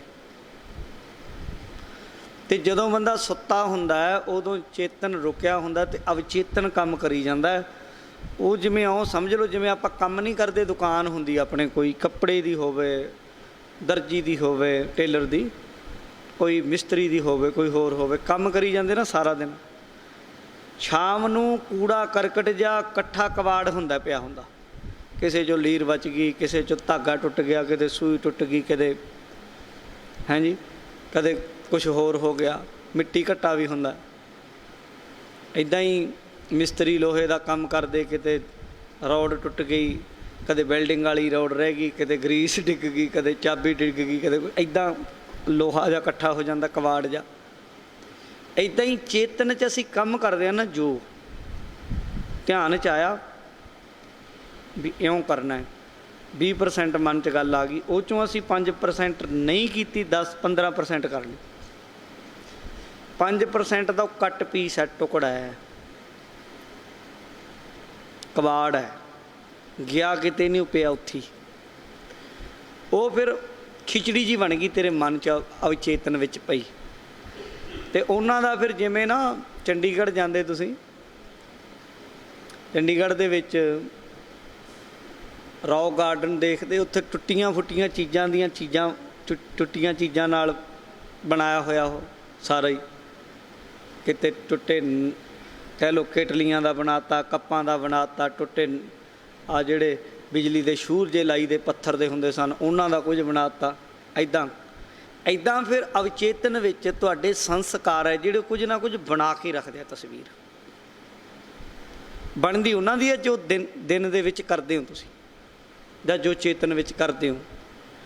ਪਰ ਉਹਨਾਂ ਦਾ ਬਚਿਆ ਖੁਚਿਆ ਅਵਚੇਤਨ ਵਿੱਚ ਉਹਨਾਂ ਦਾ ਸੰਸਕਾਰ ਪਿਆ ਰਹਿੰਦਾ। ਜੇ ਜਾਗਦਿਆਂ ਹੋਇਆਂ ਹਾਵੀ ਨਹੀਂ ਹੁੰਦਾ ਤੇ ਸੁੱਤਿਆਂ ਹਾਵੀ ਹੋ ਜਾਂਦਾ ਤੁਹਾਡੇ ਤੇ ਜਦ ਜਾਗਦਿਆਂ ਹੀ ਚੰਗੇ ਕੰਮ ਨਹੀਂ ਕੀਤੇ ਤੇ ਸੁੱਤਿਆਂ ਸੁੱਖੇ ਕਿਵੇਂ ਹੋਵੋਗੇ। ਜਿਹੜੀ ਚੰਗੀ ਲੈਂਥ ਸੀ, ਜਿਹੜੀ ਬਿਲਕੁਲ ਸਹੀ ਚੀਜ਼ ਸੀ, ਜਦੋਂ ਉਹਨੂੰ ਸਹੀ ਨਹੀਂ ਵਰਤਿਆ ਫਿਰ ਸਕਰੈਪ ਦੇ ਵਿੱਚੋਂ ਕੀ ਕੱਢ ਲਓਗੇ ਤੁਸੀਂ, ਕਬਾੜ ਚੋਂ। ਇਸ ਲਈ ਜਿਹੜੇ ਬੰਦਿਆਂ ਨੇ ਜਿਉਂਦੇ ਕਹਿ ਲਓ ਕਿ ਜਾਗਰਤ ਵਿੱਚ ਗਲਤ ਕੰਮ ਕੀਤੇ, ਦੁਬਿਧਾ 'ਚ ਫਸੇ ਰਹੇ, ਗਲਤ ਬੀਜ ਬੀਜੇ, ਉਹ ਸੁਪਨੇ 'ਚ ਵੀ ਸੁਖੀ ਨਹੀਂ ਹੁੰਦੇ। ਮਹਾਰਾਜ ਕਹਿੰਦੇ ਜੋ ਬੀਜੈ ਸੋਈ ਫਲ ਪਾਏ, ਸੁਪਨਾ ਸੁਖ ਨਾ ਪਾਵਣਿਆ। ਸੁਪਨਾ ਵੀ ਫਿਰ ਉੱਦਾਂ ਦਾ ਹੀ ਆਉਂਦਾ ਹੈ। ਆਪਣੀ ਕਿਰਪਾ ਕਰੇ ਸੋਈ ਜਨ ਪਾਏ, ਜੀ ਤੇ ਆਪਣੀ ਕਿਰਪਾ ਕਰੇ ਵਾਹਿਗੁਰੂ ਉਹਨੂੰ ਪ੍ਰਾਪਤ ਹੁੰਦਾ ਹੈ। ਗੁਰ ਕਾ ਸ਼ਬਦ ਮਨ ਵਸਾਏ, ਗੁਰੂ ਦਾ ਸ਼ਬਦ ਉਹਦੇ ਗੁਰਮੁਖ ਦੇ ਮਨ ਵਿੱਚ ਵਸਾ ਦਿੰਦਾ ਹੈ। ਜੀ ਤੇ ਕਿਰਪਾ ਹੁੰਦੀ, ਉਹਦੇ ਲੱਛਣ ਗੁਰਬਾਣੀ ਉਹਦੇ ਮਨ 'ਚ ਵਸਦੀ। ਅਨ ਦਿਨ ਸਦਾ ਰਹਿ ਭੈ ਅੰਦਰ, ਉਹ ਹਮੇਸ਼ਾ ਪ੍ਰਭੂ ਦੇ ਭੈ ਵਿੱਚ ਰਹਿੰਦਾ ਹੈ। ਭੈ ਮਾਰ ਭਰਮ ਚੁਕਾਵਣਿਆ। ਇੱਕ ਡਰ ਤਾਂ ਰਹੂਗਾ, ਜਾਂ ਰੱਬ ਦਾ ਡਰ ਰਹੂਗਾ ਜਾਂ ਜਮਾਂ ਦਾ ਡਰ ਰਹੂਗਾ। ਦੋਵਾਂ 'ਚੋਂ ਇੱਕ ਰੱਖ ਲਓ, ਭਾਵੇਂ ਜਮਦੂਤਾਂ ਦਾ ਡਰ ਰੱਖ ਲਓ, ਦੁਨੀਆ ਦਾ ਰੱਖ ਲਓ, ਭਾਵੇਂ ਰੱਬ ਦਾ ਰੱਖ ਲਓ। ਜੇ ਰੱਬ ਦਾ ਡਰ ਹੈ ਤੇ ਫਿਰ ਜਮਾਂ ਦਾ ਨਹੀਂ, ਦੁਨੀਆ ਦਾ ਡਰ ਨਹੀਂ। ਜੇ ਭਾਈ ਰੱਬ ਦਾ ਨਹੀਂ ਕਰਨਾ ਫਿਰ ਜਮਾਂ ਦਾ ਡਰ ਤੇ ਸਿਰ 'ਤੇ ਪਿਆ ਹੀ ਪਿਆ। ਥਰ ਹਰ ਕੰਪੈ ਬਾਲਾ ਜੀਓ, ਨਾ ਜਾਣੋ ਕਿਆ ਕਰਸੀ ਪੀਓ। ਅੱਗੇ ਤਾਂ ਫਿਰ ਨਾ ਜਾਣਨਾ ਕਿਆ ਹੋਏਗਾ ਰੀ ਬਾਈ, ਕੀ ਹੋਣਾ ਇਹ ਤਾਂ ਫਿਰ ਪਤਾ ਨਹੀਂ ਲੱਗਣਾ, ਉੱਥੇ ਹੀ ਪਤਾ ਲੱਗੂ। ਪਰ ਆਨੰਦ ਸਦਾ ਰਹਿ ਭੈ ਅੰਦਰ, ਜਿਹੜੇ ਰੋਜ਼ ਪ੍ਰਭੂ ਦੇ ਭੈ ਪ੍ਰੇਮ ਵਿੱਚ ਰਹਿੰਦੇ ਹਨ, ਡਰ ਵਿੱਚ ਰਹਿੰਦੇ ਹਨ, ਫਿਰ ਭੈ ਮਾਰ ਜਮਾਂ ਦਾ ਭੈ ਮਾਰ ਲਿਆ ਉਹਨਾਂ ਨੇ ਡਰ, ਫਿਰ ਉਹਨਾਂ ਨੂੰ ਹੋਰ ਦਾ ਨਹੀਂ ਡਰ ਰਹਿੰਦਾ। ਭਰਮ ਚੁਕਾਵਣਿਆ, ਉਹਨਾਂ ਦੇ ਭਰਮ ਖਤਮ ਹੋ ਜਾਂਦੇ ਆ। ਇੱਕ ਦੇ ਜਦੋਂ ਬਣ ਜਾਂਦੇ ਫਿਰ ਉਹਦੀ ਹਿਫਾਜ਼ਤ ਕਰਦਾ। ਰੱਬ ਤੇ ਰੱਬ ਹੈ। ਆਪਾਂ ਵੀ ਕੋਈ ਕੁੱਤਾ ਰੱਖ ਲਈਏ ਨਾ ਆਪਣੇ ਘਰੇ, ਆਪ ਤੇ ਕੋਈ ਕਹੇ ਜੇ ਕੁਛ ਕੁੱਤੇ ਨੂੰ ਮਾਲਕ ਤੇ ਇੱਕ ਦੂਜਾ ਡੰਡਾ ਨਹੀਂ ਮਾਰਨ ਦਿੰਦਾ ਅਗਲਾ ਕੁੱਤੇ ਨੂੰ। ਅਗਲਾ ਕਹਿੰਦਾ ਤੂੰ ਕੌਣ ਹੁੰਦਾ ਮੇਰੇ ਕੁੱਤੇ ਨੂੰ ਸੋਟੀ ਮਾਰ ਦੇ। ਲੜਾਈਆਂ ਪੈ ਜਾਂਦੀਆਂ ਆਪਣੇ ਛੋਟੇ ਜਿਹੇ ਕੁੱਤੇ ਦੇ ਲਈ।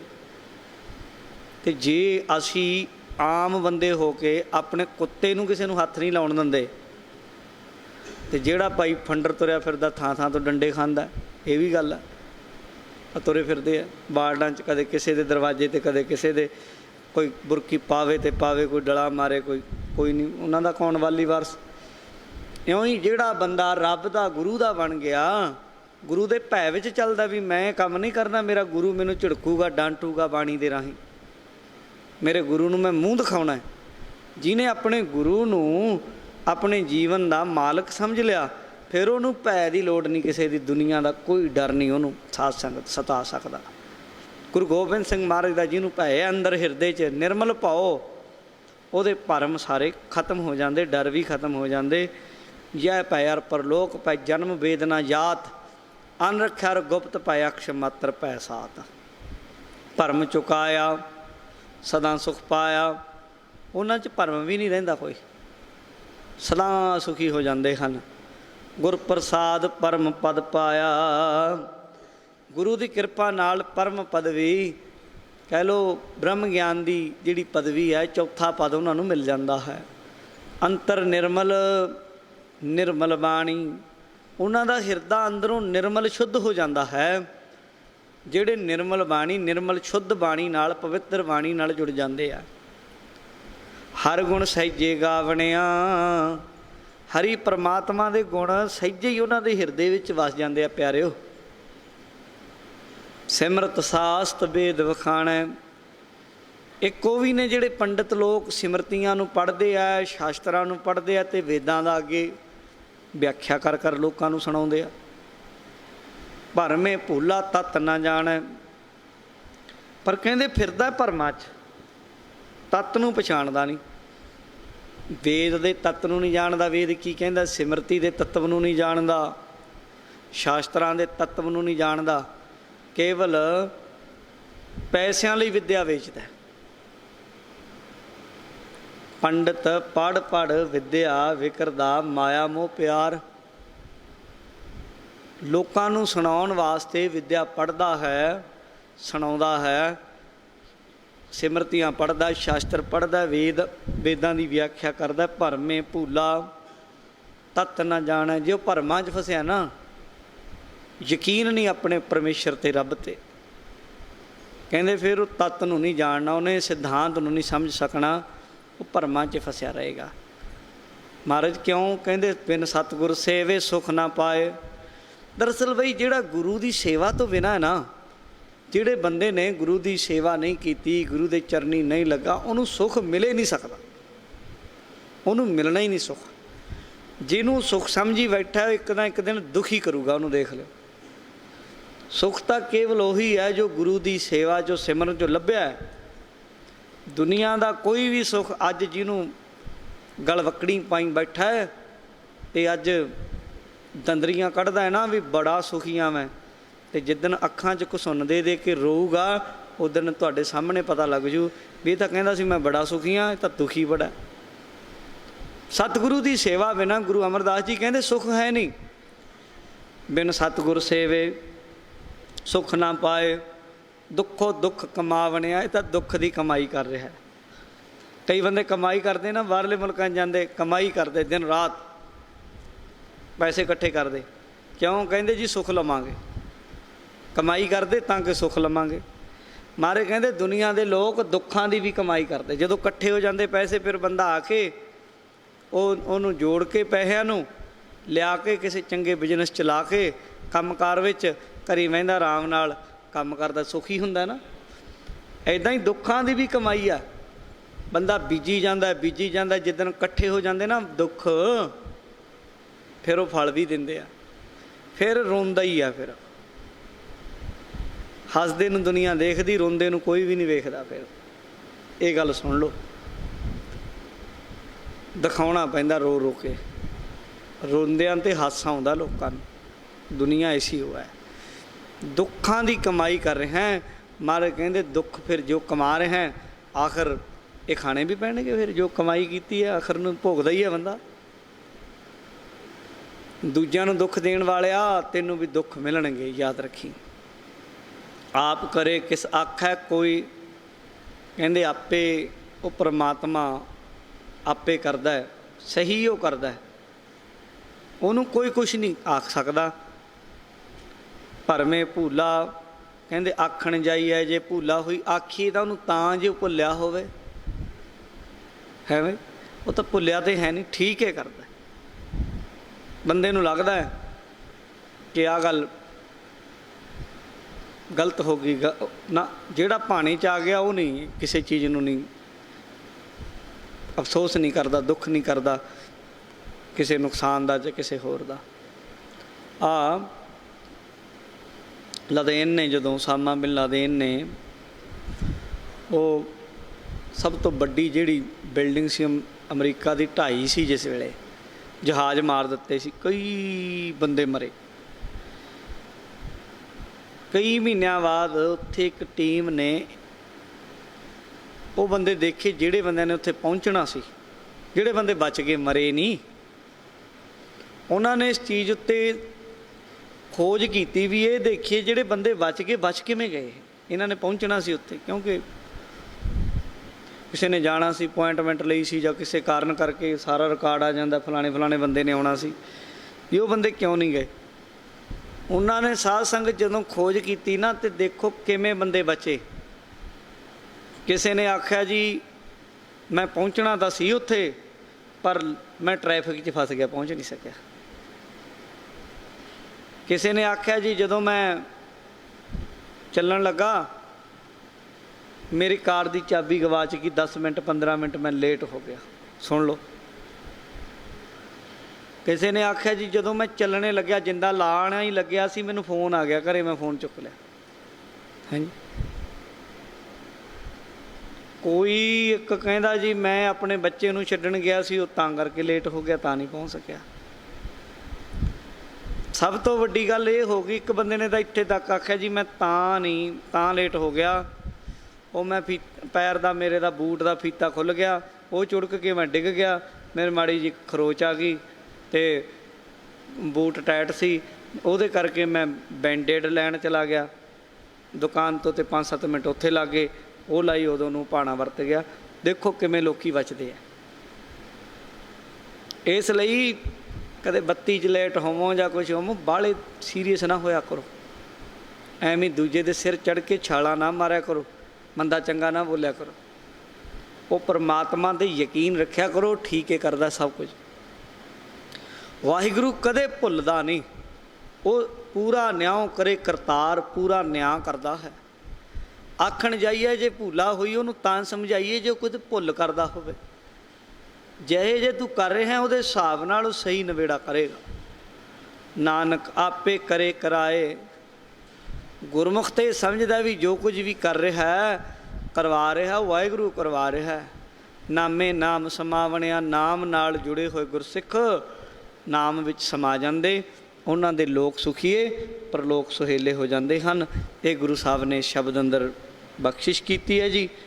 इत्थे ही शब्द की संपूर्णता, समय की समाप्ति, होइयां भुलां दी खिमा।